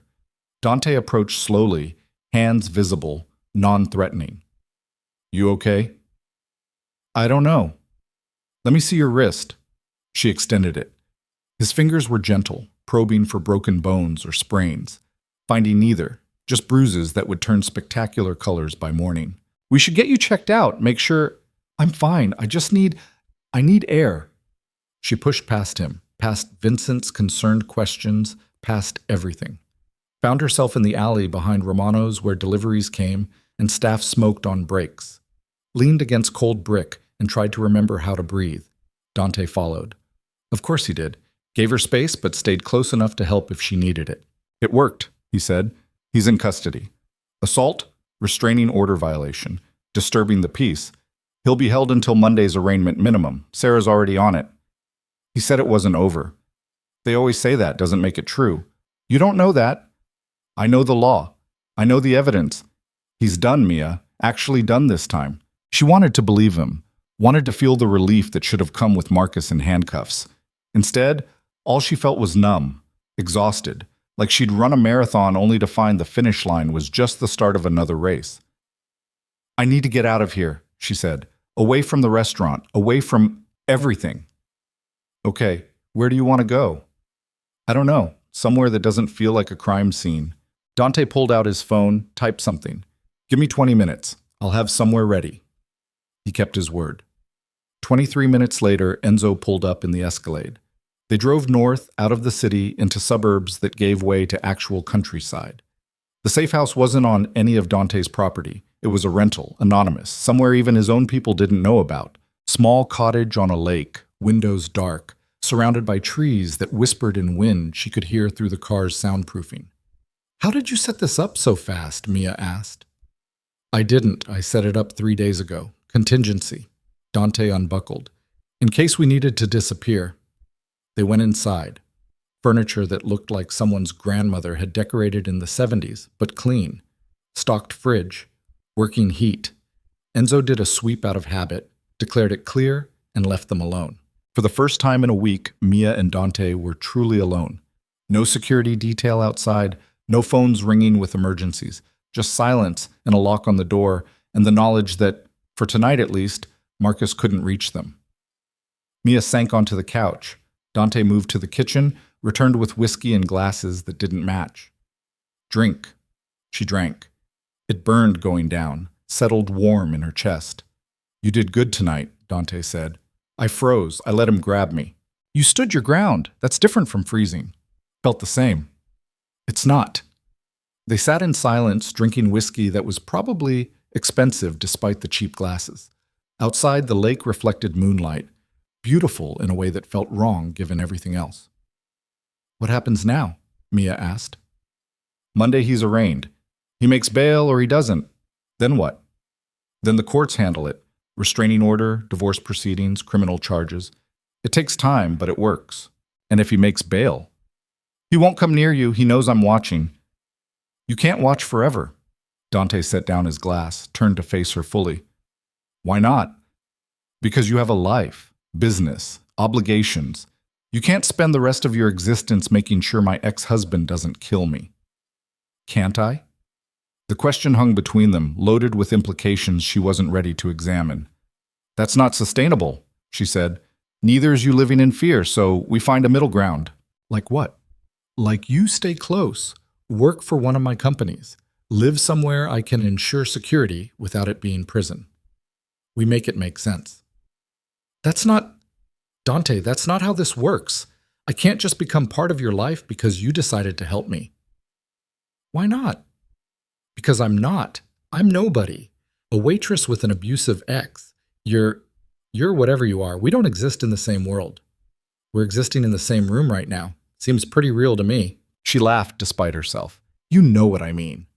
I know you're using class differences as an excuse to maintain distance. I know you're scared of depending on someone after Marcus. I know you think accepting help means surrendering control. He leaned forward, elbows on knees. But Mia, accepting help doesn't make you weak. It makes you smart. And I'm offering. Not as charity, not as obligation, but because He stopped. Whatever he'd been about to say, he swallowed it back. Because what? She pressed. Because you matter. That enough?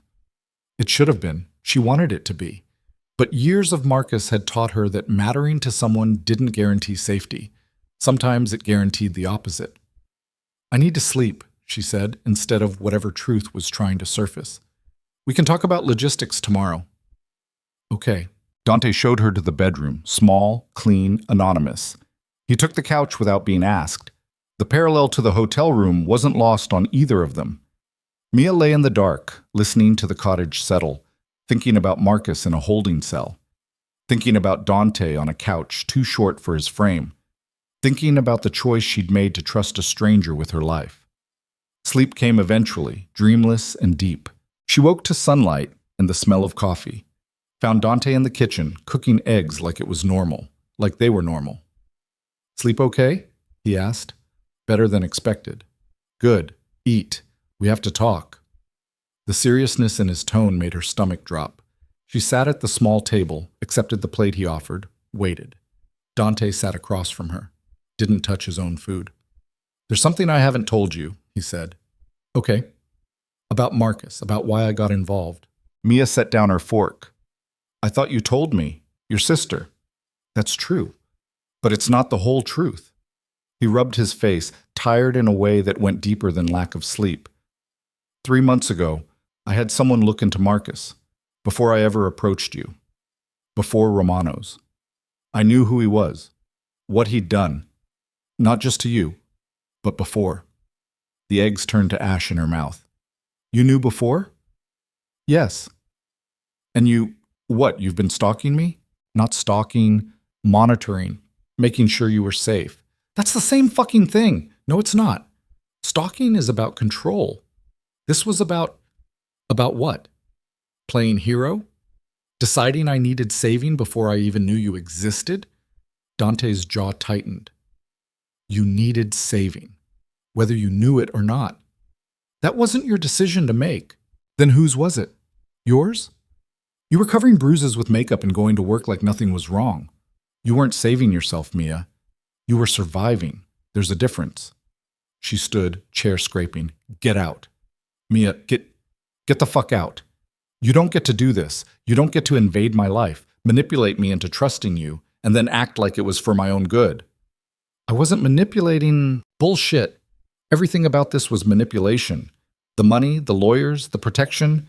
It was all about you playing savior to make yourself feel better about your dead sister. The words hit like fists. She saw him flinch, saw real pain flash across his face before control reasserted itself. You're right, he said quietly. That's exactly what this was. Me trying to fix something I couldn't fix before. Using you to do it. You want me to apologize? I'm sorry. You want me to leave? I'll leave. But it doesn't change the facts. Marcus was going to kill you eventually, and now he's in jail instead. So yeah, I manipulated the situation. I'd do it again. Of course you would, because you're just like him. The accusation landed harder than any physical blow could have. Dante went very still, very quiet. I am nothing like him. You're exactly like him. You both think you own me. You both think you know what's best for me. The only difference is the quality of the cage. That's not, get out, now, or I swear to God I'll call the cops and tell them you kidnapped me. You wouldn't. Try me. They stared at each other, breathing hard, all pretense stripped away. Two people who'd collided and detonated and now stood in the wreckage trying to figure out what was left. Dante stood, moved to the door, paused with his hand on the knob. The cottage is paid for through the month. There's money in the top drawer, enough to get you wherever you want to go. Enzo's number is programmed in the house phone. You need anything, you call him. Not me, him. I don't want your money. Too bad. It's there anyway. He opened the door, cold morning air rushing in. For what it's worth, I meant it when I said you mattered. That wasn't manipulation. That was just true. Then he was gone. Car engine starting, gravel crunching under tires, silence settling like snow. Mia stood in the kitchen surrounded by half-eaten breakfast and the ruins of whatever she'd thought this was. Trust, maybe. Safety. Something that had felt real until it wasn't. She found the money where he'd said, $5,000 in cash. The exact amount he'd tipped her that first night. Full circle. Poetic in a way that made her want to scream. She paced the cottage, trying to figure out what the hell to do next. Call Sarah Chen. File for divorce without Dante's help. Find her own apartment, her own job, her own life. That's what she should do. That's what independence looked like. But the truth was harder. The truth was that she was terrified. That Marcus was in jail but wouldn't stay there forever. That she'd burned the only bridge to someone with power enough to actually keep her safe. That she'd just sent away the one person who'd given a damn, even if his reasons were complicated. Her phone rang. Unknown number. She almost didn't answer. Ms. Torres? A woman's voice.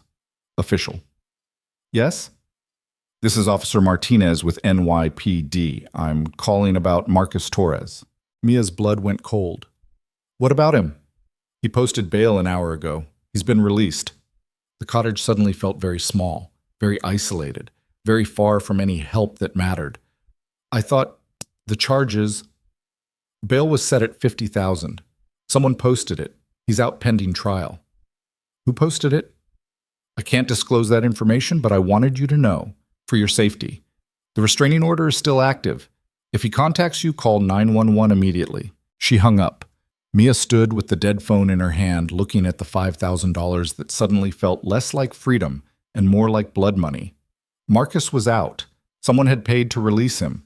And Dante, the only person with resources to stop him, was gone, driven away by her pride and her anger and her inability to accept help that came with complications. She'd wanted independence, looked like she was about to get it, and God help her, it felt like a death sentence. The knock on the door came 30 minutes later. 3 sharp raps. Too familiar to be coincidence. Mia moved to the window, peered through curtains. A truck she recognized parked in the drive. Marcus leaning against it, smoking a cigarette like he had all the time in the world. He saw her in the window, waved. Her phone was in her hand before conscious thought kicked in. She dialed the first number she found. Not 911. Not Enzo. Dante. He answered on the first ring. Mia, he's here. Marcus is here.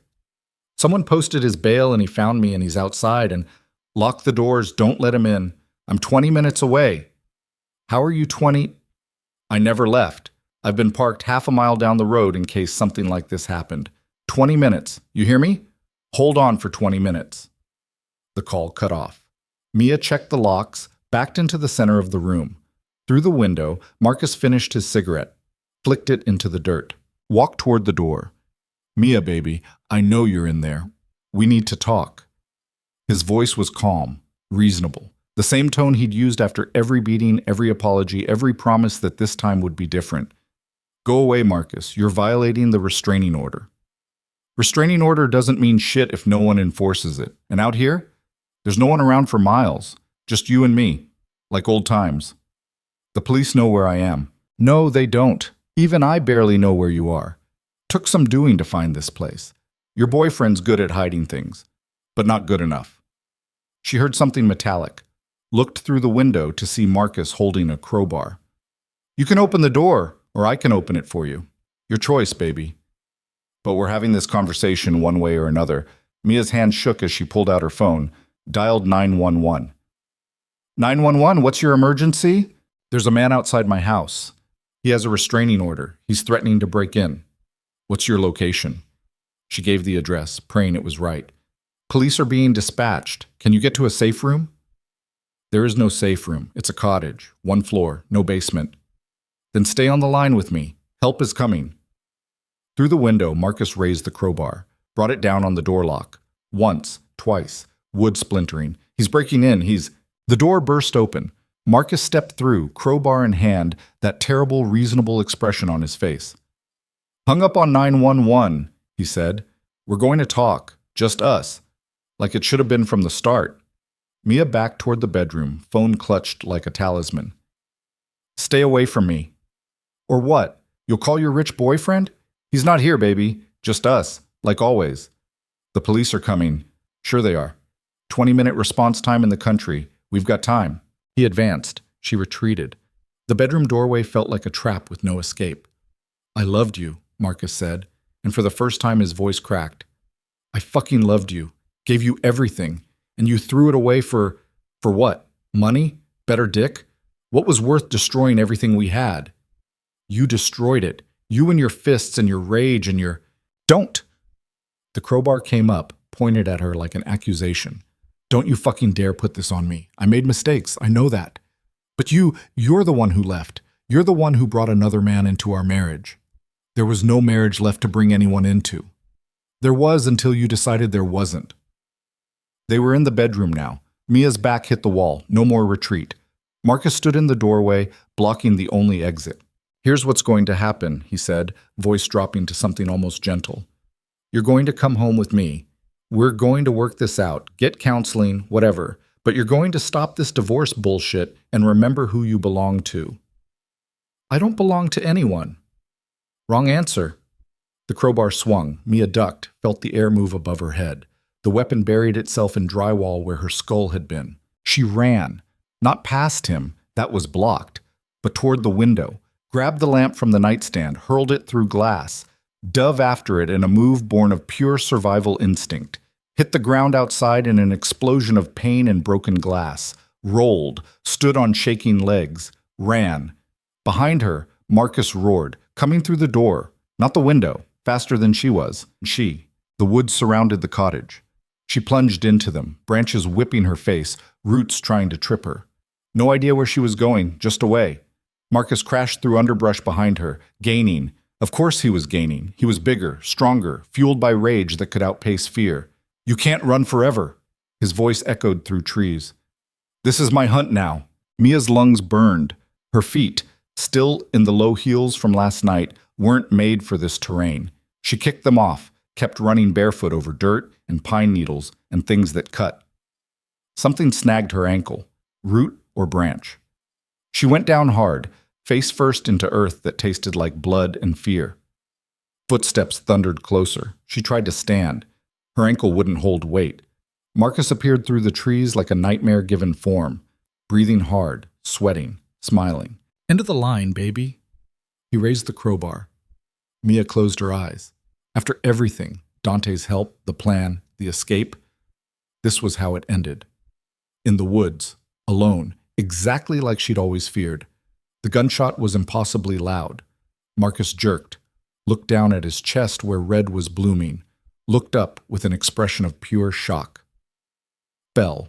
Dante stepped out of the tree line, gun still raised, face carved from fury and terrible purpose. Behind him, Enzo and 2 others fanned out with military precision. Clear the area, Dante said. Make sure he's alone. They moved.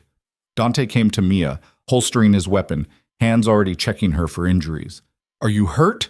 Did he... You shot him. Her voice sounded far away. You actually shot him. He was going to kill you. You shot him. Mia, focus. Are you injured? She looked past him to where Marcus lay. Not moving. Too much blood. Too still. Is he dead? Dante didn't answer immediately. moved to check Marcus's pulse, came back with an expression that told her everything. Yeah, he's dead. The world tilted. Mia heard herself laughing, high, hysterical, wrong. You killed him. You actually killed him. He would have killed you. I made a choice. You chose murder.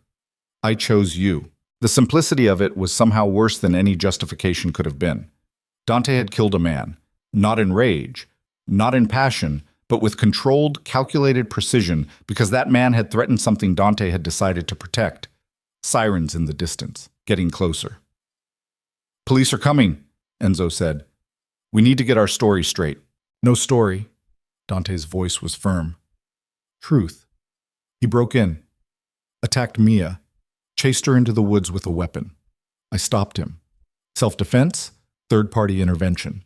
Clean. The gun? Legal, registered, licensed carry, everything by the book. They had this choreographed. Of course they did. Men like Dante didn't improvise violence. They planned for it. The police arrived. EMTs, crime scene techs, questions and statements and photographs of everything.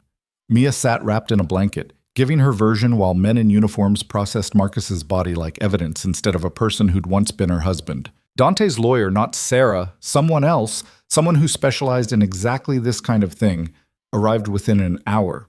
Papers were produced, licenses verified. The restraining order was entered into evidence. Hotel security footage from the night before showing Marcus's violence. It took 6 hours before they were cleared to leave. 6 hours of bureaucracy transforming murder into justifiable homicide. 6 hours watching Dante remain calm and controlled while she fell apart in slow motion. They drove back to the city in silence, not to the estate, not to the cottage, to a different safe house Mia hadn't known existed. Dante walked her inside, didn't speak until the door was closed and locked. You were right, he said, earlier, about me being like him. Dante, no. You were right, I took control, made choices for you, manipulated the situation to get the outcome I wanted. The only difference is I convinced myself it was for your benefit. He looked at her, and for the first time she saw him actually vulnerable. I killed him, Mia. I knew when I pulled that trigger that this would change everything. And I did it anyway. Because in that moment, keeping you alive mattered more than anything else, including your choice in the matter. She should have been horrified, should have run, should have called different cops and reported him for something that wasn't quite legal, even if it was justified. Instead, she moved to where he stood, looked up at a man who'd just committed murder to save her life. Thank you, she whispered. Don't thank me for this. Why not? You saved my life. By taking his. That's not something to be grateful for. Maybe not. But I'm alive, and he was going to kill me. Those are facts. Everything else is just... She stopped. Couldn't finish. Because everything else was complicated and terrible and couldn't be resolved in one conversation. Dante's hand came up, cupped her face with impossible gentleness. I need to know something. What? Do you still want me to leave? After everything? Because I will. I'll walk out that door and you'll never see me again if that's what you need. Mia thought about it. Really thought. About Marcus dead in the woods. About Dante pulling a trigger without hesitation. About her own complicity in accepting protection that came with blood on its hands. About the fact that she was alive to make this choice at all. Stay, she said. Are you sure? No, but stay anyway. He kissed her. Not gentle, not careful. Desperate and real and tasting like gunpowder and grief. She kissed him back, fingers tangling in his shirt, pulling him closer to something that felt like safety or captivity or some terrible combination of both. When they broke apart, she was crying. He wasn't. But his hands shook when he held her, betraying the control he worked so hard to maintain. What happens now? She asked. Now we figure out how to live with what we've done. We? You think you're not complicit? You called me, not the cops, me. You knew what I was, what I'd do. And you called anyway. She had. In that moment of terror, with Marcus breaking down the door, she dialed the number of a man she knew would solve the problem with violence. Does that make me as bad as you? No, it makes you human. Survival doesn't care about morality. It just cares about staying alive. They stood in the center of the room, holding each other like drowning people, while outside the city continued its indifferent rotation. Marcus was dead. Dante was a killer. And Mia Torres had crossed a line she couldn't uncross. The point of no return wasn't theoretical anymore. It was concrete. It was blood in the dirt and a body in the woods, and the knowledge that she'd chosen this path, even if she hadn't known where it led. Tomorrow there would be consequences. Legal proceedings, questions that had no good answers. The weight of a death she'd been complicit in. But tonight, she was alive. And the man who'd ensured that held her like she mattered more than his own soul. It should have felt wrong. Instead, it felt like the only honest thing in a world built on pretty lies. She'd stopped running from monsters. She'd learned to let one protect her instead. And God help her, she wasn't sure which was worse. The investigation lasted 3 days. 3 days of lawyers and depositions and crime scene photos spread across conference tables like accusations. 3 days of Mia repeating the same story until the words lost meaning, became just sounds her mouth made, while her brain replayed the moment Marcus fell. The district attorney's office called it justifiable homicide, self-defense by proxy. Dante had shot a man actively pursuing a woman with intent to harm. The restraining order, the documented history of abuse, the broken door and shattered window, all of it painted a picture so clear even skeptical prosecutors couldn't argue. Marcus Torres was ruled a victim of his own violence. Case closed. Mia should have felt relief. Instead, she felt numb. She stood in the safe house, another anonymous apartment in Dante's collection of bolt holes, watching rain streak the windows while somewhere across the city, Marcus's body was being released to his mother for burial. A woman Mia had met twice, who'd looked at her son's choice of wife with the kind of disappointment that said she'd seen this coming. "You should eat something."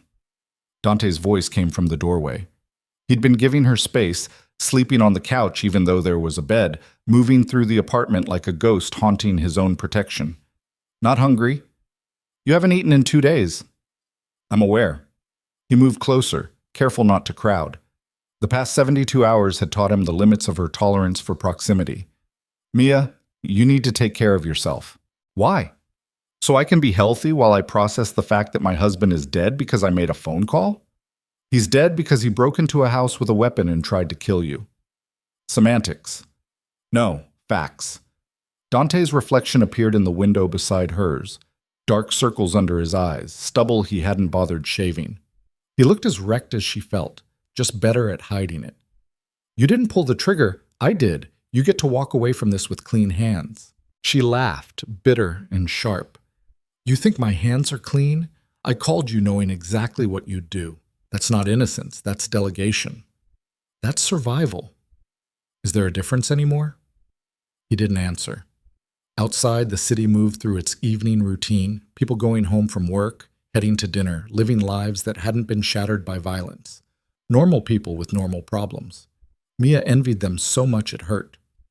"His mother wants to meet with me," she said. Dante went very still. "What?" "Sarah called. Mrs. Torres requested a meeting, just the two of us. She wants to talk." "Absolutely not. It's not your decision." "The hell it isn't. You're not meeting with that woman. She blames you for her son's death. People do irrational things when they're grieving." "Like shoot someone?" The barb hit its mark. She saw Dante flinch, saw his jaw tighten with the effort of not responding in kind. "That's different," he said quietly. "How?" "Because I was protecting you. She'd be attacking you. See the distinction? Both involve violence justified by emotion. Seems pretty similar to me." "Mia, I'm meeting her." She turned from the window, met his eyes directly. "Tomorrow. 2 p.m. at a coffee shop Sarah's arranging. Neutral ground. Public. Safe." "Nothing about this is safe." "Then I guess I'm making an unsafe choice. Happens more often than you'd think." The implication hung between them that calling him had been an unsafe choice. That trusting him had been. That everything since Romano's had been one dangerous decision after another until she'd stopped recognizing the woman making them. Dante's hands curled into fists, released. The control he wore like armor was cracking, revealing something raw underneath. "If you're going," he said, "I'm coming with you." "No." "Mia, no. This is between me and her.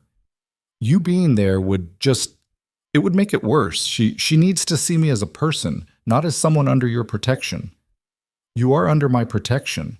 I'm aware, but she doesn't need to be reminded of that while we're talking about her dead son. He started to argue, stopped himself, ran a hand through his hair with the kind of frustration that suggested he wanted to hit something but had nowhere to direct the impulse. Fine. But Enzo goes with you. He sits 3 tables away.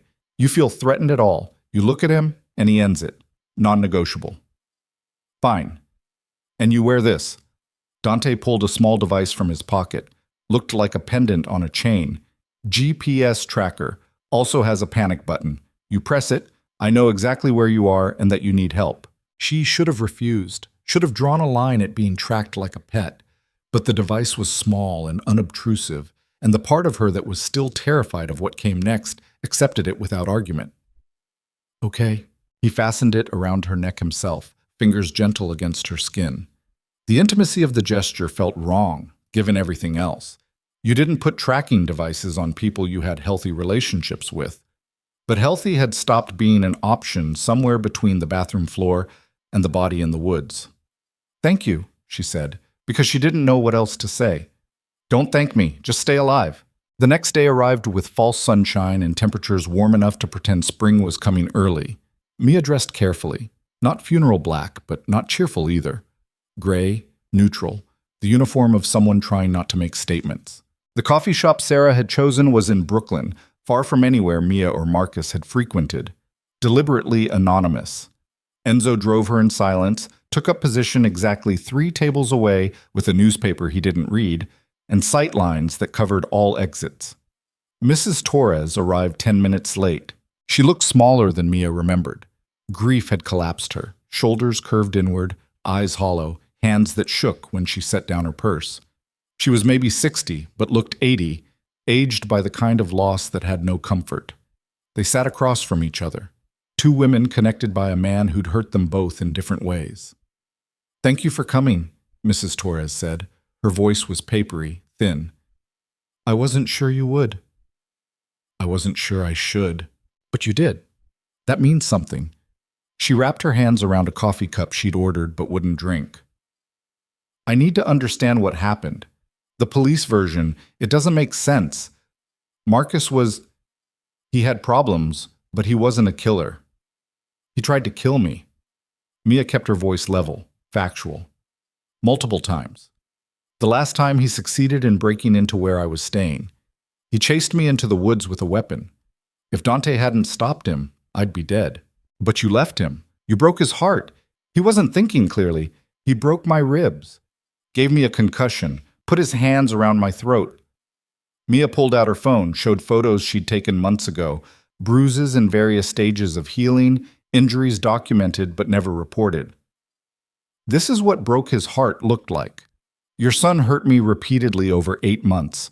When I finally left, he couldn't accept it. Mrs. Torres looked at the photos, looked away. Tears tracked down lined cheeks. I didn't know. He never... I thought you 2 were happy. We weren't.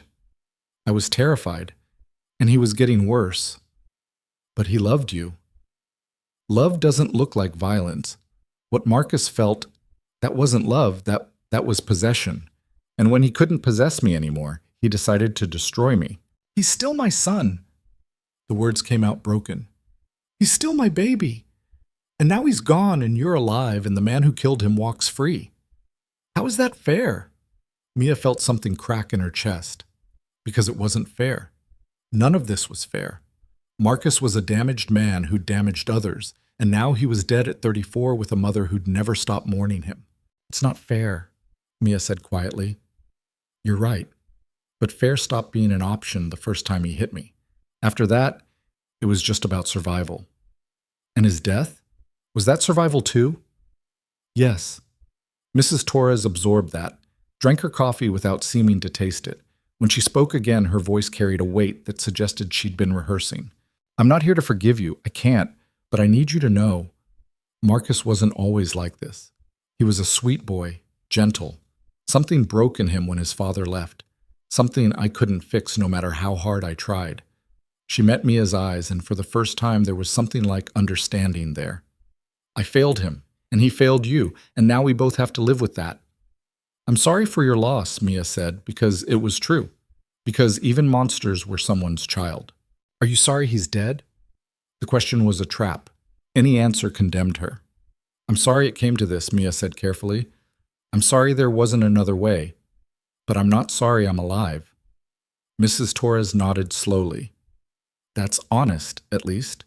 She stood, gathering her purse with the careful movements of someone much older than her years. The funeral is Thursday. You're not welcome. But I wanted you to hear that from me, not through lawyers. I understand. Do you? Do you understand what it's like to bury your child knowing he died hating himself? Mia thought about Marcus in those final moments, eyes wide with shock, looking down at the blood spreading across his chest. Had he hated himself then? Or had he died still blaming her for everything? No, she admitted. I don't understand that.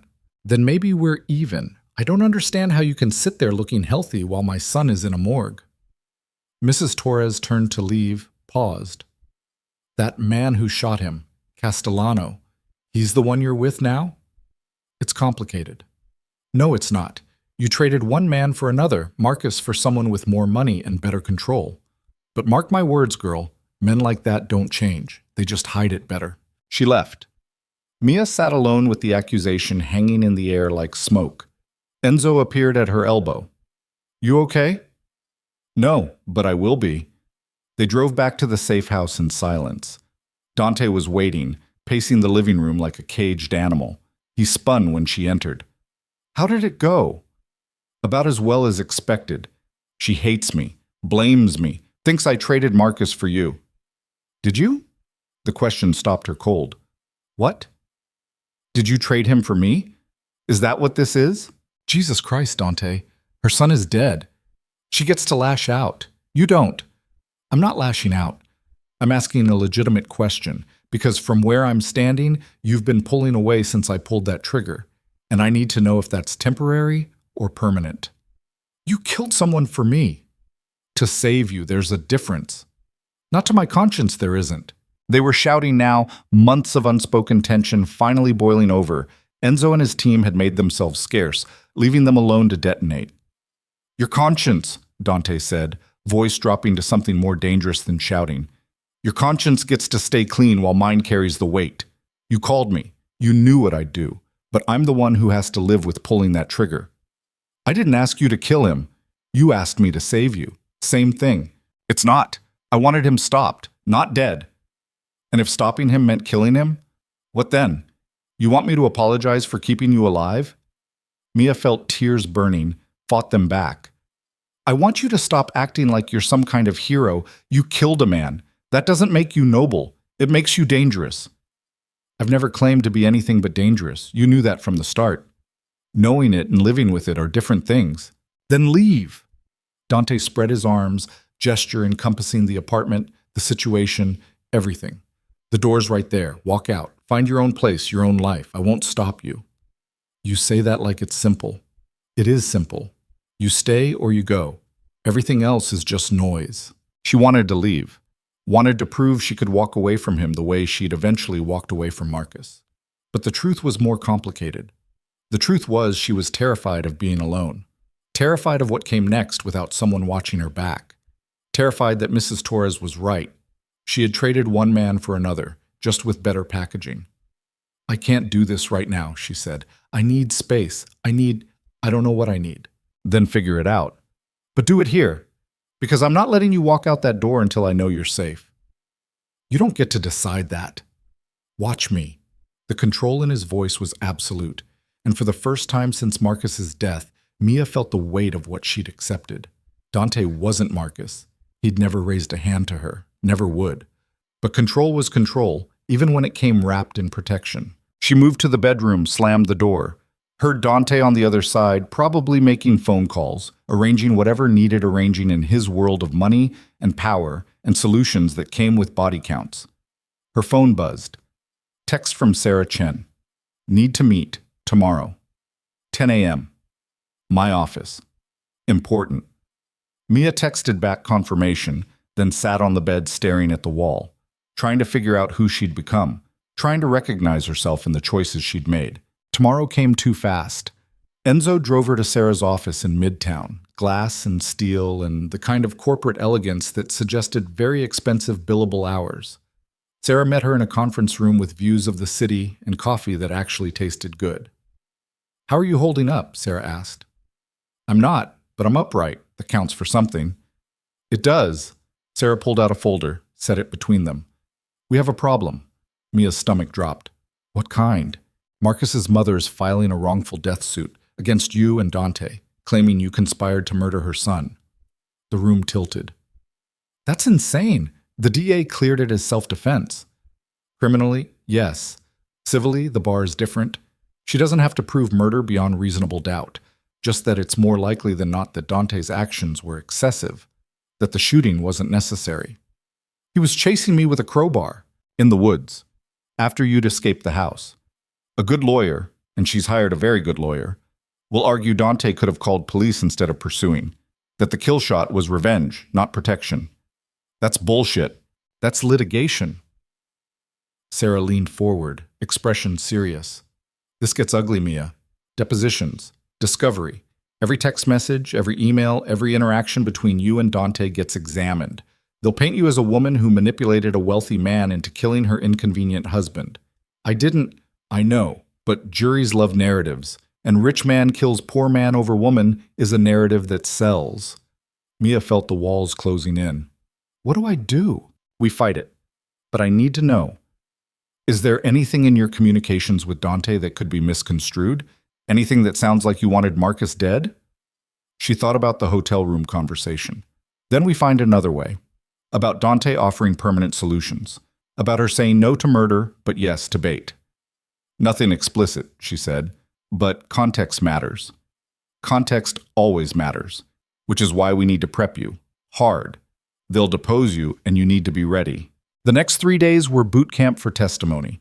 Sarah and her associates drilled Mia on every detail: timeline, conversations, what she knew and when she knew it. They identified weak points in her story, places where grief-stricken mother's lawyer would attack. By day 4, Mia could recite her narrative in her sleep. By day 5, she believed it herself. Dante's deposition was scheduled first. Mia waited in Sarah's office, watching the clock tick toward the moment when he'd have to defend killing a man to lawyers whose job was finding cracks in truth. He emerged 3 hours later looking carved from granite, sat across from her in the conference room without speaking. "How bad?" she asked. "They're good. Better than I expected. Asked questions I didn't see coming." "Like what?" "Like why I had someone monitor you before we met. Like whether I'd financially benefited from Marcus's death. Like whether our relationship predated your separation." "What did you tell them?" "The truth. That I saw abuse and chose to intervene. That there's no financial motive. Marcus had nothing worth inheriting. That we barely knew each other when he died." He met her eyes. "But they're building a narrative. Obsessed rich man stalks married woman, eliminates competition, gets the girl. That's not what happened.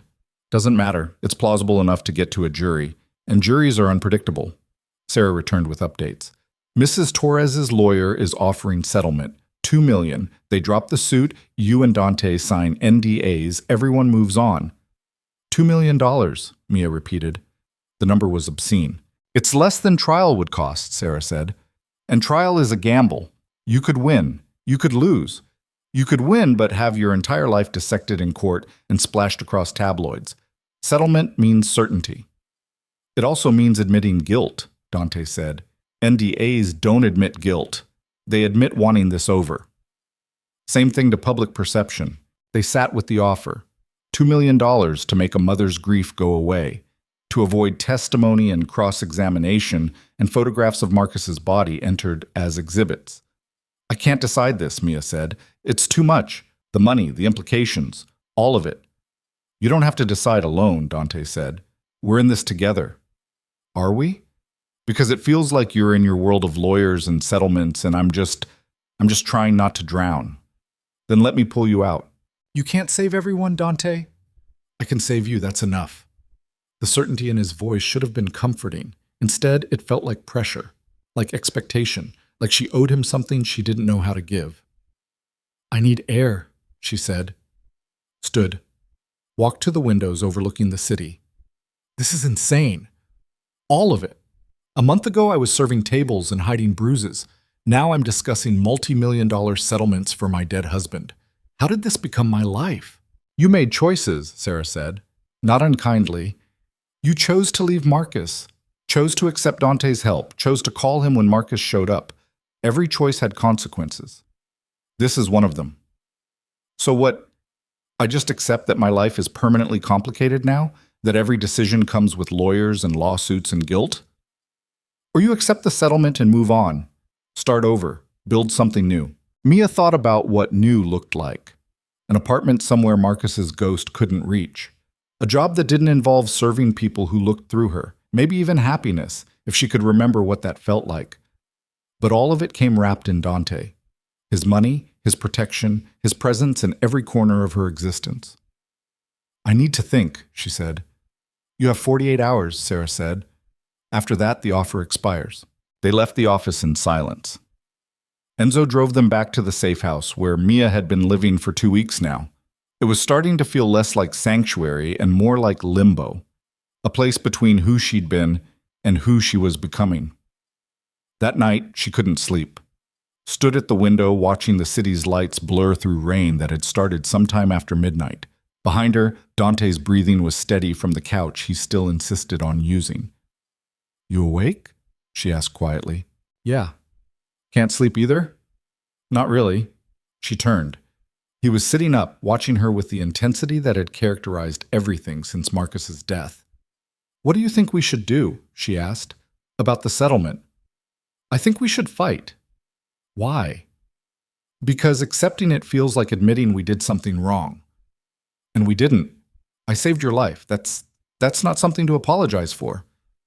Even if fighting means trial, testimony, all of it becoming public, even then, that's pride talking. Maybe. But it's also truth. I won't let Marcus's mother rewrite history. He was an abuser who died because he couldn't accept losing control. That's fact. Everything else is just spin. Mia moved to the couch, sat beside him, close enough to feel his warmth but not quite touching. What if we lose? She asked. We won't. You can't know that. I can know we have truth on our side. Sometimes that's enough. And sometimes it's not. He looked at her, really looked. You want to settle? I want this to be over. I want to stop feeling like I'm waiting for the other shoe to drop. She stopped, the admission stuck in her throat. What do you want, Mia? I want a normal life. Is that pathetic? After everything, I just want normal. Normal doesn't exist, not for people like us. People like us. People who've seen too much, done too much. We don't get to go back to whatever normal was. Then what do we get? Dante's hand found hers. The contact was electric. Months of unresolved tension finally finding outlet. We get each other, he said, if you want that. I don't know what I want. Then figure it out. But do it honest. Don't stay because you're scared. Don't leave because you think you should. Stay because you want to. Leave because you need to. But make it real. The honesty of it cut through every defense she'd been maintaining. Mia looked at this man who'd killed for her, who'd protected her, who'd inserted himself into her life and refused to leave. And she realized she didn't want him to. I want to stay, she whispered. I'm terrified and confused, and I don't know if this is healthy or toxic or something in between, but I want to stay. Okay. Okay. Okay. We'll figure out the rest as we go. He kissed her. Not desperate like before, but deliberate, certain. She kissed him back, fingers threading through his hair, pulling him closer to something that felt less like rescue and more like choice. They made love on the couch with the city lights as witness. Urgent and real, and carrying the weight of everything they'd survived to get here. When it was over, they stayed tangled together, breathing hard, trying to figure out what came next. We fight, Mia said eventually. We don't settle. We tell the truth and let the jury decide. You're sure? No, but I'm tired of running. From Marcus. From consequences. From whatever this is between us. So we fight. Okay, then we fight. The trial was set for 6 weeks out. 6 weeks of preparation and strategy and witnesses being prepped. Sarah assembled a team, jury consultants, investigators, experts on domestic violence. They built a case around Marcus's pattern of abuse, the documented evidence, the imminent threat. Dante's team worked parallel tracks, private investigators finding every instance of Marcus's violence, every woman he'd hurt before Mia. Character witnesses who'd known Marcus and seen the signs everyone ignored. It was warfare by legal document, and Mia stood at the center, the reason for all of it. The media caught wind 3 weeks in. Local woman's husband killed by wealthy benefactor. The story had everything: violence, money, sex, death. Cable news loved it. Social media dissected it. Mia's face was everywhere, analyzed and judged by people who'd never met her. Some sided with her, saw a domestic violence survivor who'd finally found protection. Others saw a manipulative woman who'd used a rich man to eliminate her husband. The truth, as always, was more complicated than either narrative allowed. The hate mail started arriving at Sarah's office. Death threats, mostly. People who'd decided Mia was a murderer regardless of what court said. Dante hired additional security. The safe house became an actual fortress. "This is what you wanted?" Mia asked one night, scrolling through Twitter threads calling for her arrest. Public trial means public opinion. Public opinion doesn't matter. 12 jurors matter, that's it. Easy for you to say. They're not calling you a Black Widow gold digger. They're calling me worse, trust me. She looked up from her phone. What are they saying? That I'm a predator who targeted a vulnerable woman. That I killed Marcus to clear the path. That this is all some sick fantasy I orchestrated. He shrugged. People believe what they want. We focus on truth.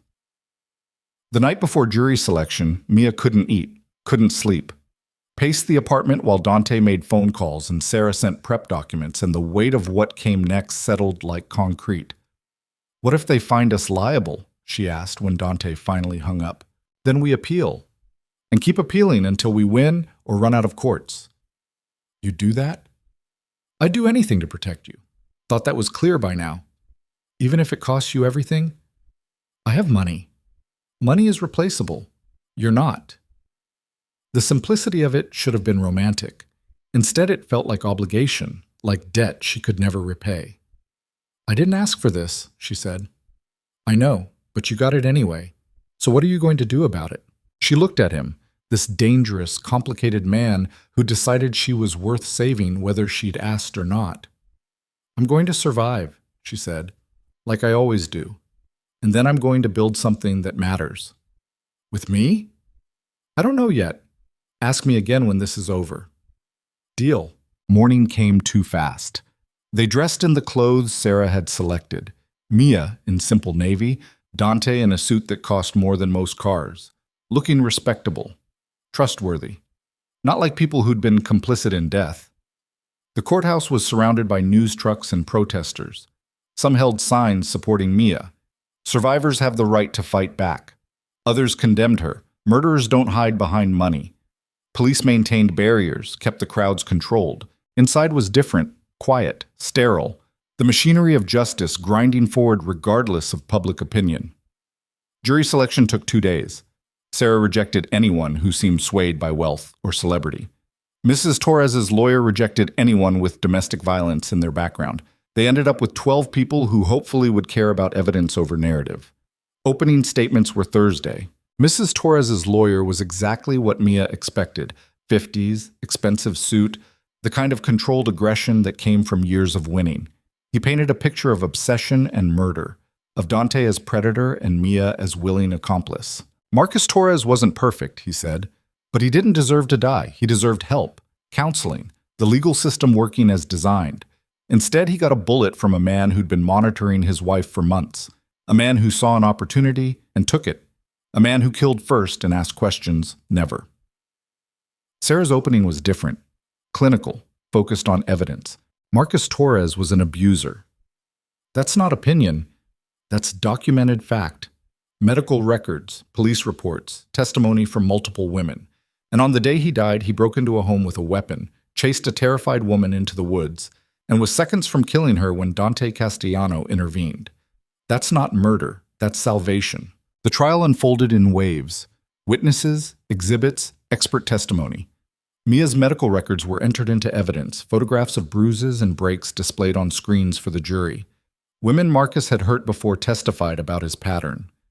Police described the scene: broken door, shattered window, crowbar still gripped in Marcus's hand when he fell. Mrs. Torres testified on day 6. Broke down on the stand talking about her son as a child, as a boy who'd loved baseball and drawing, as a man broken by his father's abandonment. "He needed help," she sobbed, "not a bullet." Cross-examination was brutal. Sarah introduced evidence of Marcus's previous assaults, of charges dropped when victims recanted under pressure, of a pattern Mrs. Torres had ignored because acknowledging it meant admitting her son was dangerous. "You knew he hurt people," Sarah said. "Not unkind, but firm. You knew, and you did nothing. So don't come into this courtroom and claim surprise when that violence finally caught up to him." Objections. Sustained.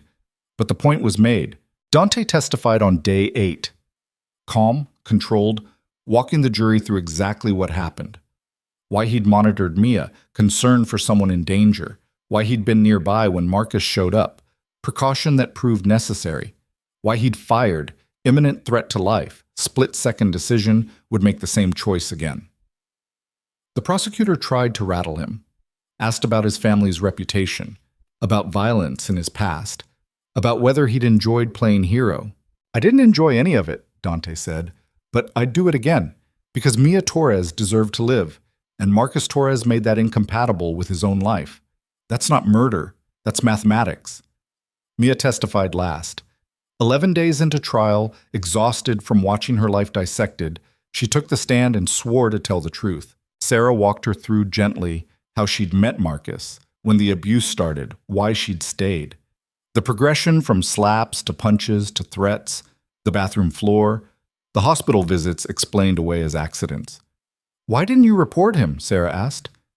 "Because I was scared. Because I thought it would make things worse.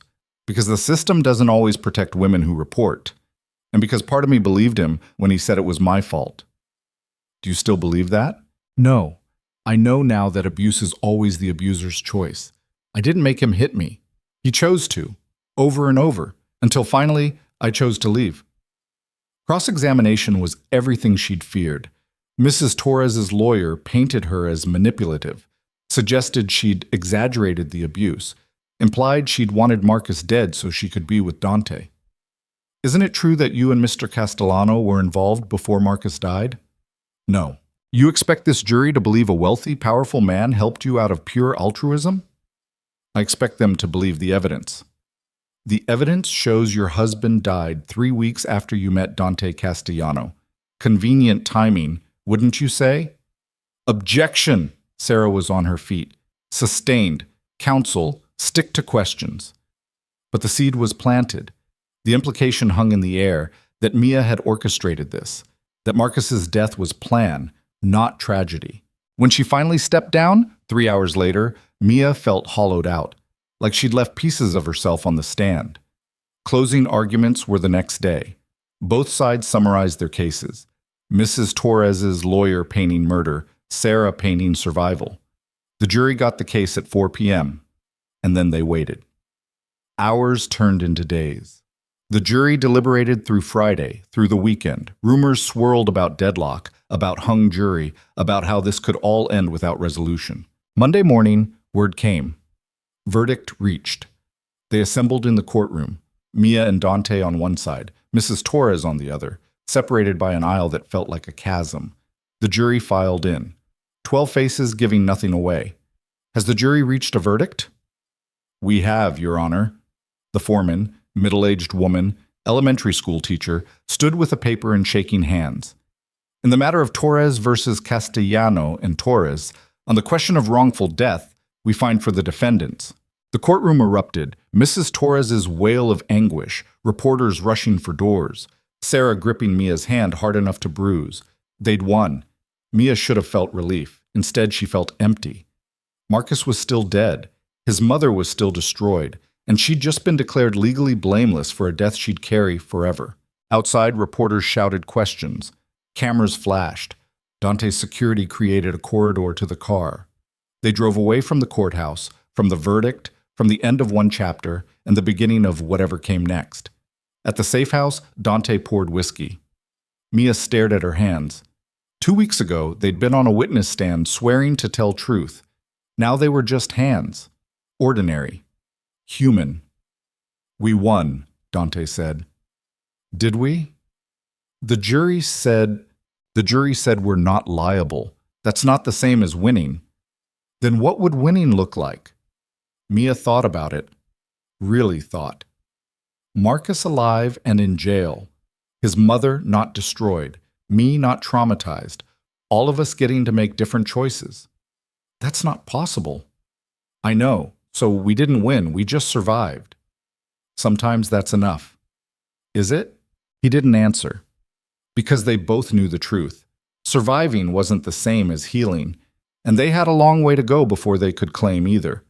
But they had time. They had each other. They had a verdict that said whatever they'd done, 12 strangers thought it was justified. It wasn't much, but it was something. And for tonight, something was enough. End of part 4. 6 months after the verdict, Mia stood behind the bar at Romano's and poured a whiskey neat for a regular who never remembered her name. The bruises were gone. The fear was gone. What remained was something harder to name, not quite peace, but not terror either, just existence, carved out of the wreckage of everything that came before. The restaurant looked the same. Vincent still managed the floor with quiet efficiency. Chen still worked his station like a surgeon. The dining room still filled with people who had money to burn and secrets to keep. But Mia was different now.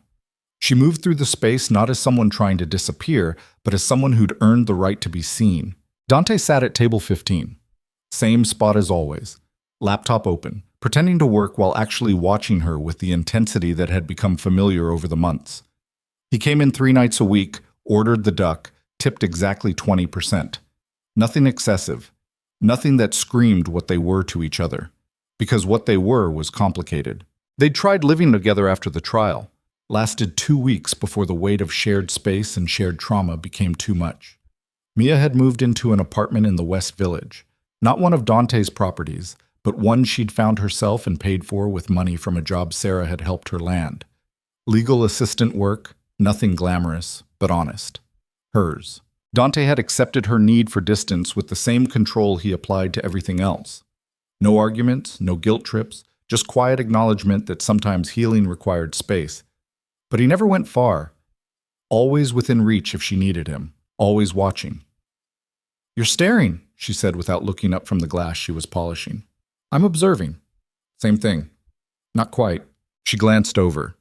He was smiling, rare, genuine, the kind of expression that made him look younger than the weight he carried. "Duck's good tonight," she offered. "It's always good. That's why I order it."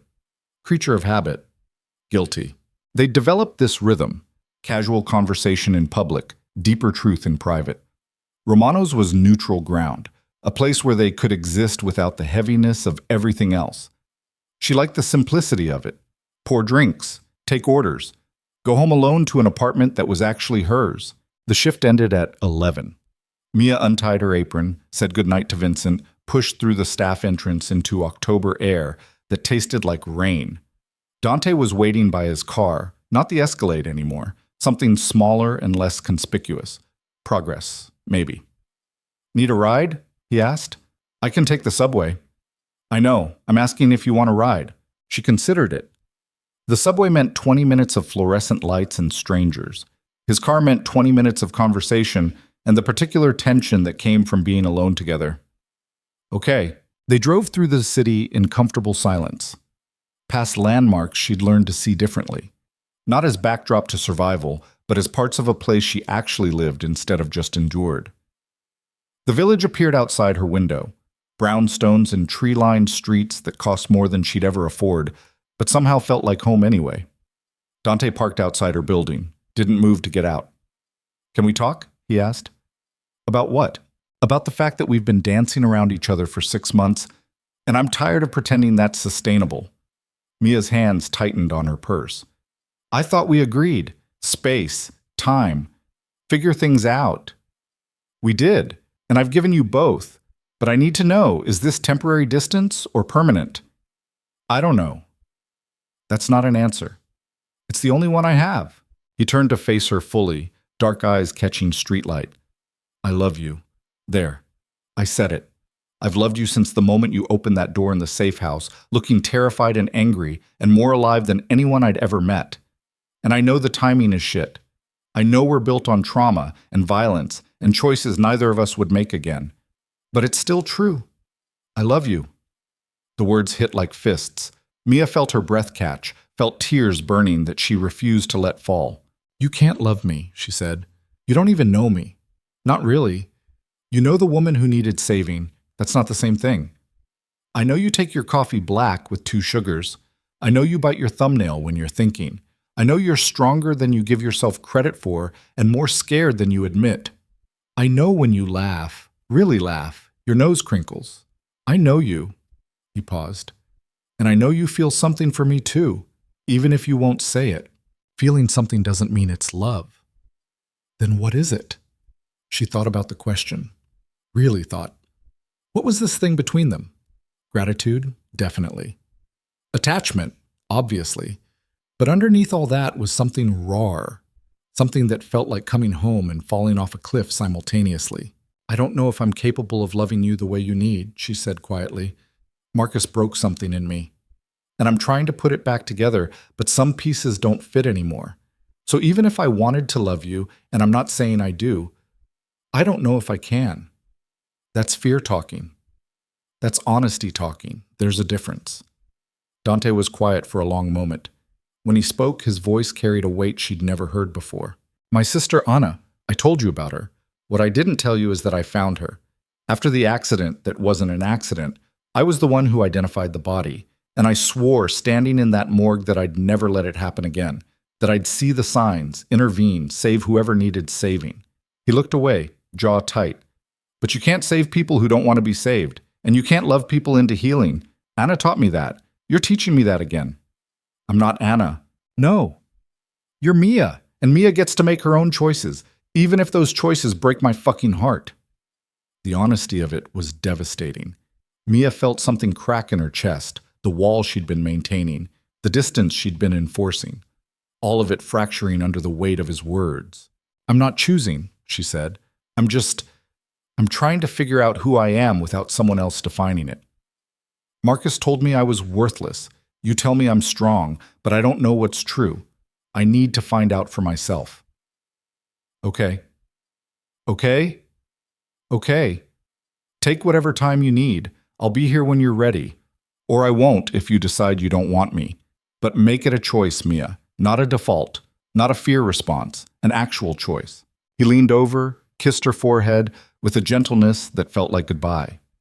Then he was out of the car, walking around to open her door like he always did. Old-fashioned courtesy that somehow never felt condescending. She stood on the sidewalk watching him drive away. Felt the loss of him like a physical thing, but also felt something else, space to breathe, room to figure out what she wanted instead of just accepting what was offered. The weeks that followed were strange. Dante kept his distance, stopped coming to Romano's. Mia told herself she was relieved, told herself the hollow feeling in her chest was just adjustment, told herself a lot of lies that became harder to believe as October turned to November and the city prepared for winter. She threw herself into work, both the legal assistant job and shifts at Romano's, filled her hours with activity so exhaustion would crowd out thinking, made friends with her coworkers, went to happy hours, attempted something resembling normal, but normal felt wrong, like clothes that didn't quite fit, like she was playing a role instead of living a life. Sarah Chen called in mid-November. How are you doing? Sarah asked. Not the professional tone, the actual concerned one. Fine. Working, living, you know? I don't know. That's why I'm asking. Mia laughed despite herself. I'm figuring it out day by day. And Dante? What about him? Have you talked to him? Not since October. Mia, don't. Whatever you're about to say, just don't. Sarah sighed. Fine, but for what it's worth, I've known Dante for 5 years, handled business for his family, and I've never seen him look at anyone the way he looks at you. That's not manipulation. That's not control. That's someone who found something real in a world that's mostly fake. You're a romantic. I'm a divorce attorney. I've seen every version of love, and most of them are terrible. But what you two have, that's not terrible. That's just hard. And hard doesn't mean wrong. After they hung up, Mia sat with Sarah's words, turned them over like stones, looking for flaws, finding none. Thanksgiving came. Mia spent it alone in her apartment with takeout and a movie she didn't watch. Tried to feel grateful for survival, for safety, for the life she'd built from nothing. Tried not to think about Dante spending the holiday alone in that enormous house with only staff for company. Failed. Her phone was in her hand before conscious thought. His number still saved. Not blocked? Never blocked. Just unused. She called. He answered on the second ring. Mia? Hey. Hey. Pause. Happy Thanksgiving. You too. What are you doing? Working. You? Lying. I'm sitting here with Chinese food trying to convince myself I'm fine alone. And are you? Fine? No? The admission felt like stepping off a ledge, like the moment before freefall when you couldn't take it back. Me neither, Dante said quietly. I miss you. The words escaped before she could stop them. I hate that I miss you. I hate that I can't figure out how to exist without you watching my back. But I do. I miss you. I miss you too. This is supposed to get easier. Everyone says time heals everything. Why doesn't it feel easier? Because healing isn't linear, and because some things aren't meant to heal. They're meant to change us. Profound for a Thursday. He laughed. Actually laughed. Come over. What? Come over. We'll have Thanksgiving together. Enzo's here. He cooks, apparently. Who knew? We have too much food and not enough people. Come over. She should have said no, should have maintained boundaries, should have protected the space she'd carved out. Okay, she said instead. Enzo picked her up 30 minutes later, drove her to the estate she hadn't seen since the trial. It looked different in winter. Trees bare, grounds covered in frost that caught moonlight. Beautiful in a stark way. Dante met her at the door wearing jeans and a sweater that made him look almost approachable. He smiled when he saw her, genuine and unguarded. You came. I came. They ate Enzo's surprisingly good turkey in the dining room that could have seated 30 but held 3. Made awkward conversation that gradually became less awkward. Laughed about the trial, gallows humor, but humor nonetheless. Avoided the heavy topics by unspoken agreement. After dinner, Enzo disappeared with the kind of discretion that suggested he'd been ordered to. Mia and Dante moved to the living room, sat on opposite ends of the couch, with space between them that felt intentional. I've been seeing a therapist, Mia said. Not sure why she was offering this, except that it felt important. Sarah recommended someone who specializes in trauma. How's that going? Hard. She makes me talk about things I'd rather forget. Does it help? I think so. Maybe. I don't know yet. She picked at a thread on her sleeve. She says I have PTSD from Marcus. From everything. Says that's why I can't figure out what I feel, because my brain is still in survival mode. Makes sense. She also says I use avoidance as a coping mechanism, that I run from things that scare me because running feels safer than staying. Are you running from me? The question hung between them.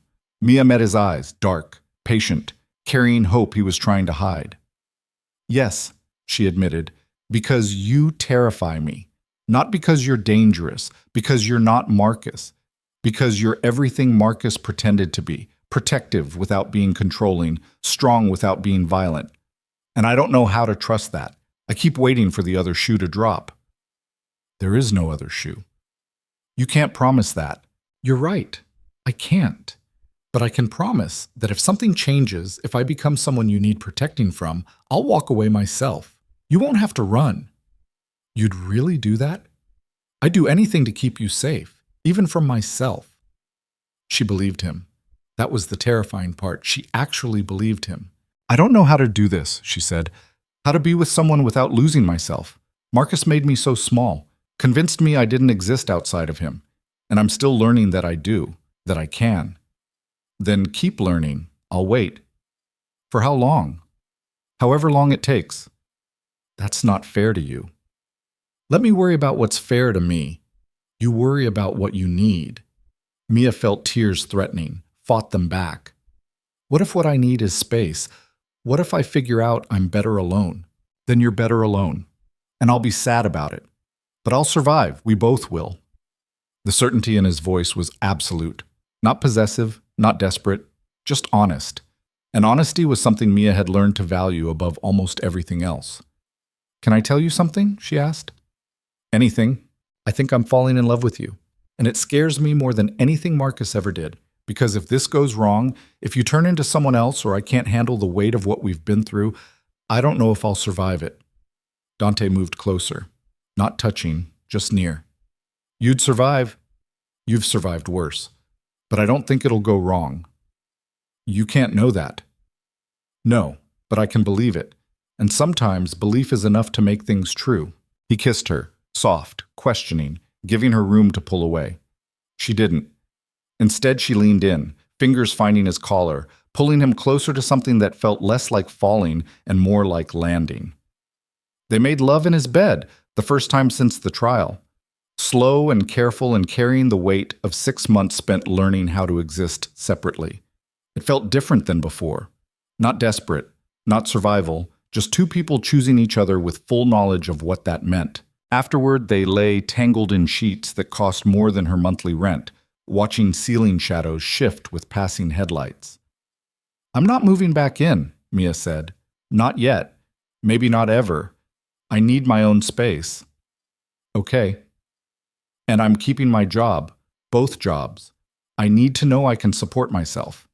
Okay. And we go slow, therapy slow. Figure it out as we go slow. Okay? You're agreeing to a lot without negotiation. Dante turned to face her, propping himself on one elbow. Because I'm not negotiating. I'm accepting. You're telling me what you need. I'm saying yes.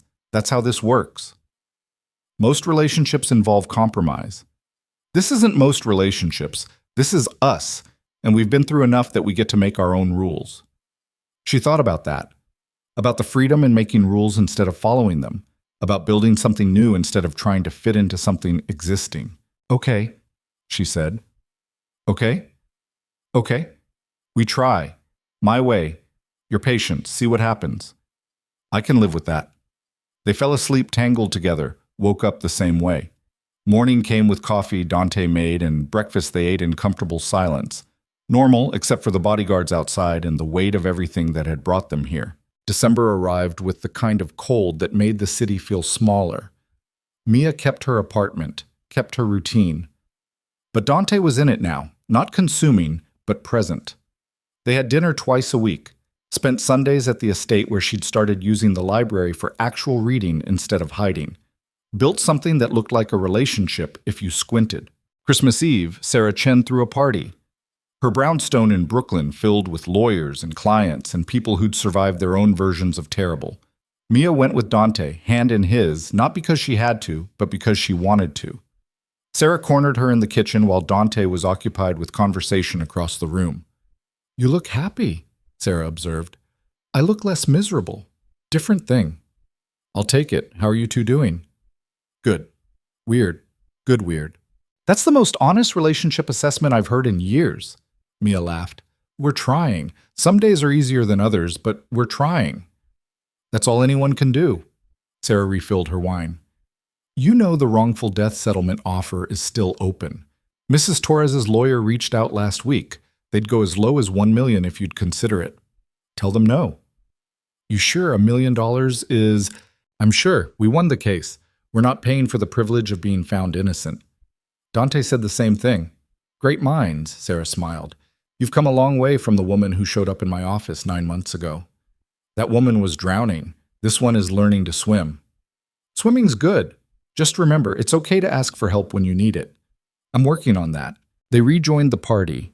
Mia found Dante deep in conversation with someone she didn't recognize. Younger guy, sharp suit, the kind of polish that suggested money and ambition. Dante saw her approach, made introductions. Mia, this is James. He's in commercial real estate. James, this is Mia Torres. James shook her hand. The Mia Torres? From the trial? Her stomach sank. She'd hoped at a lawyer's Christmas party she might avoid being known primarily for surviving her husband's violence. That's me. I followed the case, wanted to say, what you did, Standing up like that, testifying. That took guts. I didn't have much choice. Sure you did. A lot of people would have settled, taken the money and run. You stood your ground. That matters. The sincerity in his voice was unexpected. Mia found herself relaxing slightly. Thank you. James was just telling me about a development project in Queens, Dante said. Affordable housing. Might be something you'd find interesting. They talked for 20 minutes about architecture and zoning and the challenge of building things that actually helped people instead of just lining pockets. Mia found herself engaged, actually enjoying the conversation. When James excused himself to get another drink, she turned to Dante. Did you orchestrate that? What? The introduction, the conversation, making sure I met someone who'd make me feel normal instead of like a headline. Would it matter if I did? Yes. Because I need to know if you're still managing my life or if you've actually learned to let me exist independently. Dante was quiet for a moment. Fair question. Honest answer. I mentioned you were coming tonight. James asked who you were. I told him about the trial. He asked to meet you. I said I'd make introductions. That's it. I'm not orchestrating. I'm existing in the same space you're existing in. Sometimes our circles overlap. She studied him, looking for the lie. Found none. Okay. Okay? Okay, I believe you. That's progress. Don't push it. He smiled. Wouldn't dream of it. They stayed until midnight, then caught a cab back to Manhattan. Dante's place, not hers. By unspoken agreement, they'd started alternating. His space, her space. Learning to exist in both. In bed that night, exhausted from socializing and wine, Mia found herself talking about things she usually kept buried. Marcus's mother sent me a card. Last week.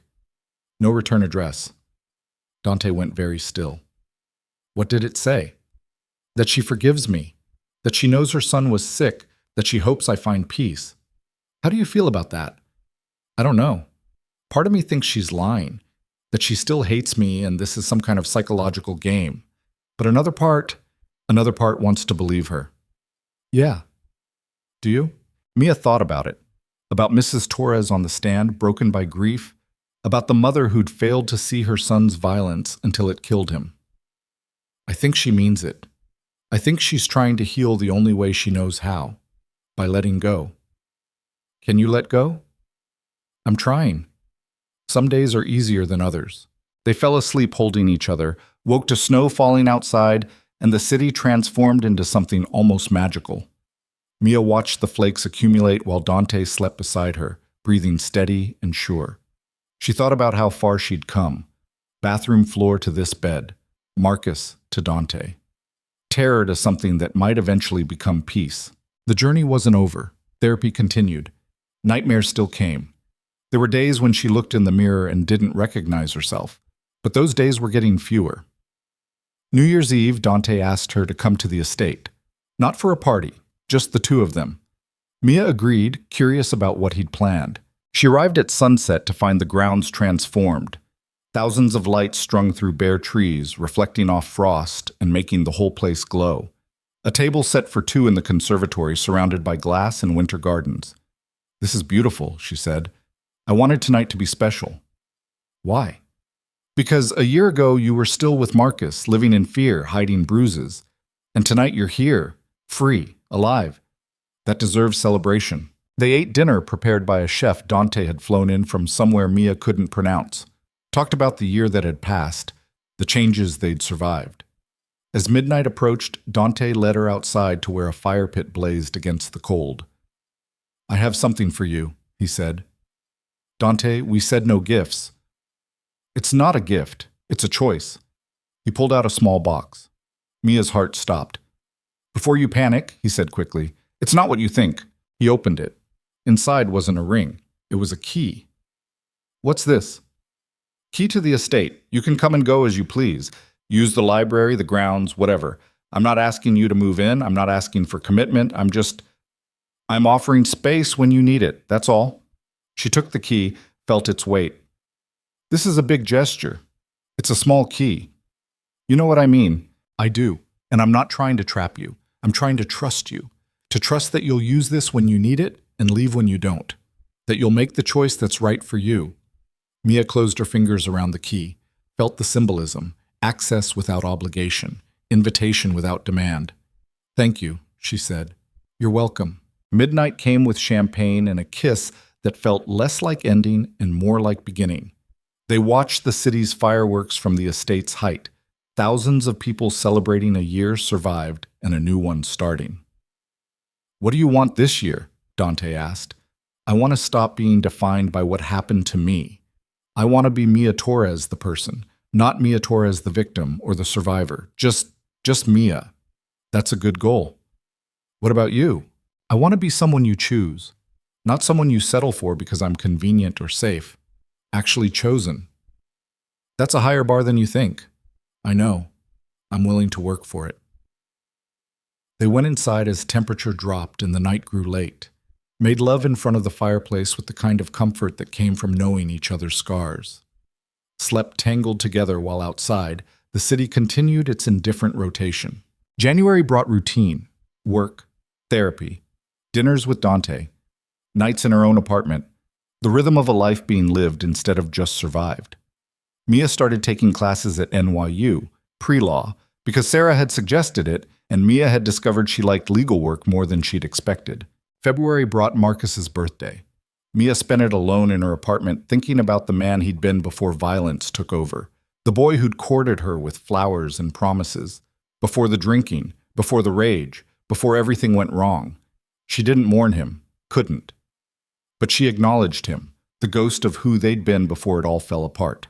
March brought spring and the one-year anniversary of meeting Dante at Romano's. He didn't make a big deal of it, just showed up at her apartment with takeout and a quiet acknowledgement that time had passed and they'd survived it. 1 year, he said. Feels longer. In a good way or bad way? Both. Like I can't remember life before you, but also like all of this happened to someone else. Dissociation. Your therapist talk about that? Ad nauseum. They ate Chinese food on her couch, watched a movie neither of them followed, existed in comfortable silence that felt earned. I love you, Mia said during a commercial break. Not planned, just true. Dante's head turned sharply. What? I love you. I've been trying not to, trying to maintain distance, but I do.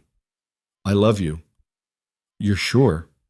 As sure as I can be about anything. He kissed her, deep and certain and carrying the weight of a year spent waiting. I love you too, he said. Unnecessary, but she liked hearing it anyway. I know. So what now? Now we keep going, one day at a time, figure it out as we go. No grand plans? Grand plans haven't worked out great for me. I'm trying small plans, achievable goals, like making it to tomorrow without a panic attack. That's a good goal. I'm full of them. April brought rain and the final closing of Marcus's estate. What little he'd owned, the truck Dante had repossessed, personal effects, a savings account with $300, went to his mother. Mia signed the papers without emotion. Marcus Torres was legally dead, financially dissolved, officially past tense. May brought warmth and the realization that she hadn't had a nightmare in 3 weeks, progress measured in uninterrupted sleep. June brought her 1-year anniversary of leaving Marcus. Mia marked it by going back to the old apartment. New tenants now, but the building was the same. She stood outside looking at the window she'd escaped through, the door Marcus had broken.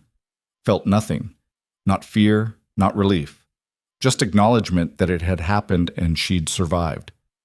She called Dante from the sidewalk. Where are you? He asked. Outside the old place. You okay? Yeah, just closure, maybe, or morbid curiosity, not sure which. Want company?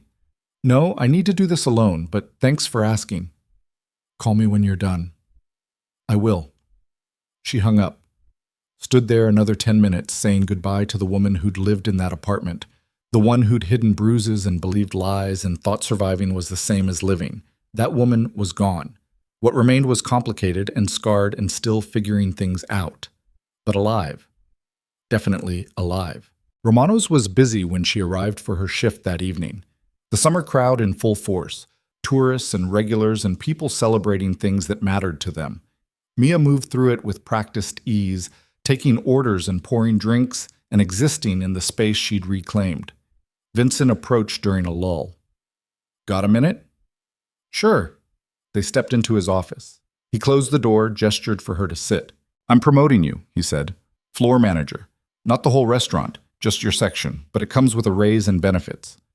"Interested?" Mia blinked. "Seriously? You've been here almost 2 years. You're good with customers, good with staff. You've earned it."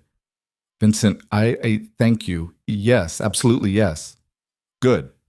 Starts next month. Sarah Chen recommended you, actually. Said you were studying pre-law and this would be good experience managing people." "Sarah recommended me. Called last week, said you needed a win. Figured I could provide one." After he left, Mia sat in the office processing. Sarah had intervened. Not Dante, Sarah. An independent advocate helping her advance because she'd earned it. Not because someone was pulling strings. It felt like vindication. She texted Dante. "Got promoted. Floor manager." His response came immediately. "Congratulations. Celebrate tonight?" "Tomorrow."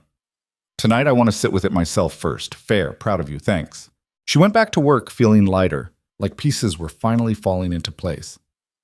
July brought Mia's 28th birthday. Dante threw her a party at the estate. Small, just friends she'd made and people who mattered. Sarah and her wife, Vincent and Chen from Romano's, Enzo, who'd become something like a friend, James from the Christmas party, and a few others from her NYU classes. No family. Mia's parents had died years ago. Marcus's mother she'd never contact again. But the people gathered in Dante's garden felt like family anyway. Chosen, earned, actual. Dante found her later, sitting by the fountain watching the party continue without her. "Good birthday?" he asked. "The best." "You sure? You're hiding." "I'm not hiding. I'm observing. There's a difference." He sat beside her. "What are you observing?" "That I have a life. An actual life. With people who care about me because of who I am, not what I can provide or how well I hide damage. That's huge." "It is." They sat in silence, watching fireflies drift through the garden. Eventually the party wound down. Guests left with hugs and promises to see each other soon. Enzo handled cleanup with staff efficiency. Dante and Mia found themselves alone as midnight approached. "One more gift," Dante said. "Dante, you've done enough." "It's not from me. It's from you to yourself." He handed her an envelope. Inside was a bank statement, an account in her name she didn't recognize. Balance, $200,000. "What is this?" "Your money. From the verdict." "We didn't settle. There was no money." "No. But I invested on your behalf. Stocks, bonds, careful growth. Started the day the trial ended. This is a year's worth of returns. It's yours. Do whatever you want with it." Mia stared at the numbers. This is too much. "It's not a gift. It's your money. I just gave it a head start." "Dante, before you argue, listen. You've spent a year rebuilding, learning to stand on your own, proving you don't need me. This is insurance. If you decide tomorrow you want me gone, you have resources. You're not trapped by economics. You're free to choose." The gesture was so perfectly Dante, providing freedom through resources, securing her independence so she could genuinely choose him. "You're ridiculous," she said. "I'm thorough." "Same thing." She kissed him, not desperate, not grateful, just happy. Actually happy. August brought heat and the realization that she was genuinely content. Not deliriously happy. Not without struggles. But content. Comfortable in her skin in a way she'd never been with Marcus. Maybe never been, period. September brought the 2-year anniversary of the bathroom floor. Mia didn't mark it publicly. But privately in therapy, she acknowledged how far she'd traveled. From that tile to where she stood now. Her therapist smiled. "You've done incredible work." "I've survived. That's different." "No, you've healed. Surviving is staying alive. Healing is learning to live. You're living, Mia." October brought the 1-year anniversary of the verdict. Sarah called to check in. "Any regrets?" Sarah asked. "About what?" "Fighting. Going to trial instead of settling. All of it." Mia thought about it. "No, I needed to be heard, to tell my truth publicly. Settlement would have been easier, but easier isn't always better." Wise woman. "I had good lawyers." They talked another 20 minutes about nothing important. When they hung up, Mia felt grateful for Sarah's presence in her life. Another person who'd shown up when it mattered. November brought Thanksgiving again. This time, Mia didn't spend it alone. She and Dante hosted at the estate, a real party with Sarah and her wife, Enzo, and his girlfriend, Vincent and Chen, and a dozen others. The dining room that could seat 30 actually seated 18, and the noise and warmth felt earned. During dinner, Sarah stood to toast. To survival, to healing, to the family we choose, and to Mia Torres, who reminded all of us that strength doesn't look the way we think it does. Glasses clinked. Mia felt tears threatening, blinked them back. Across the table, Dante caught her eye and smiled. After everyone left, they sat in the library with wine and comfortable silence. "Thank you for tonight," Mia said. "You planned most of it. Thank you for sharing your home. It's our home. When you want it to be." She looked at him. "Is that an invitation?" "It's an observation. You have a key. You use the space. You're here more than you're not. Seems like home already." "I still have my apartment." "I know. I'm not asking you to give it up. I'm just noting that you have options." She thought about it. Her apartment was small, affordable, hers. The estate was massive, beautiful, his. But somewhere in the middle was space they'd created together. Not his, not hers, but theirs. "I'm not ready to give up my place," she said. "Okay, but maybe we make this official. Not marriage, not yet, but actual partners. Combining lives instead of just dating with extra steps." "What would that look like?" "I don't know. We figure it out. Together." Dante smiled. "I can live with that." December brought cold and the end of a year that had held more healing than hurt. Mia's pre-law classes were going well. The floor manager position had turned into assistant general manager. Her savings account, the one Dante had started, had grown to something that represented actual security. Christmas Eve, they returned to Sarah's party. This time when people asked how they were doing, Mia didn't hesitate. "We're good. Actually good." And it was true. New Year's Eve found them back at the estate. Same fire pit, same lights, but different people standing in front of them. 2 years, Dante said as midnight approached. "Since Romano's. Since everything changed. For better or worse. Definitely better." They kissed as fireworks erupted across the city. 2 years since a man at a restaurant had asked who hurt her. 2 years since she'd accepted help that came with complications. 2 years since everything fell apart so it could rebuild into something stronger. In the New Year's first hours, wrapped in blankets by dying fire, Mia looked at Dante and finally saw clearly. Not the dangerous man who'd killed for her, not the wealthy savior with resources beyond her understanding. Just Dante. Flawed and trying and choosing her every day the way she was learning to choose him. "I want to tell you something," she said. "Okay. I'm happy. Actually, genuinely happy. Not surviving happy. Not getting through it happy. Just happy." "Me too. Even with all the complications, the trauma, the fact that we're built on a foundation of violence, especially because of that. We know each other's worst. We've seen each other broken, and we're still here. That's not despite the complications. That's because we survived them together." She leaned against him, feeling his warmth, his solidity, his presence that had become as familiar as her own heartbeat. "Mrs. Torres was wrong," Mia said quietly. "About what?" "She said you were just another man, that they all hide it better. But you're not hiding anything. You're exactly who you've always been. I'm the one who's changing." "Into what?" "Into someone who trusts, who chooses, who lives instead of just survives." "That's good change." "Yeah, it is." They stayed by the fire until it died to embers, then went inside to warmth and bed and each other. The future was uncertain.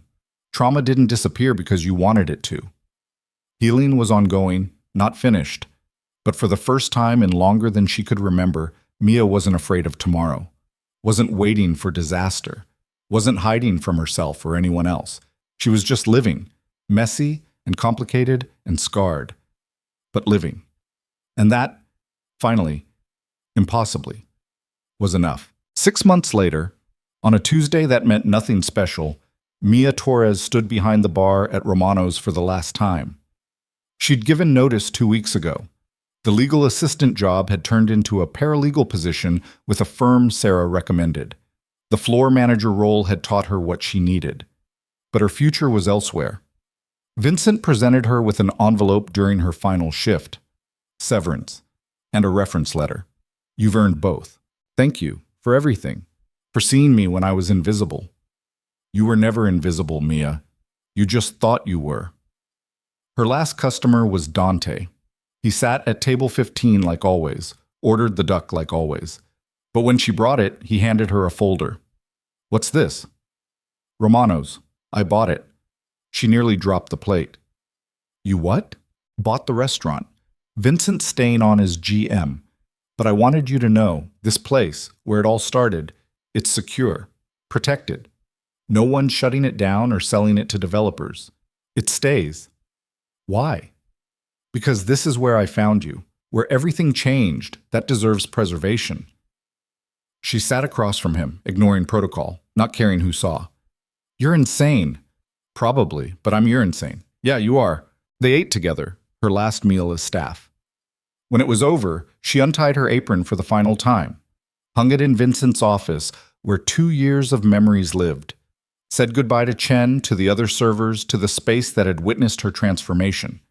Outside, Dante waited with the car, but Mia didn't get in immediately. She stood on the sidewalk looking at Romano's lit windows, the people inside living their lives, the moment when everything had changed. No regrets? Dante asked. Only one. What? That I didn't meet you sooner, before Marcus, before all of it. Then we wouldn't be who we are. We'd be different people. Would that be so bad? Yeah, because I really like who you are now. She kissed him. There on the street where passers-by had to navigate around them, public and unashamed and real. Take me home, she said. Which one? She thought about it. Her apartment in the village, the estate in the suburbs, the spaces they'd created together. Ours, she said. Take me to ours. He did. And Mia Torres, survivor, fighter, woman who'd woken on a bathroom floor and chosen to keep breathing, went home to a life she'd built from ashes. Not perfect, not easy, but hers. Finally, impossibly, completely hers. The city lights blurred past the windows as they drove into whatever came next. Together. By choice. For real. And if that wasn't a happy ending, it was close enough to one that Mia Torres could live with it. Could more than live with it. Could actually, finally, truly thrive.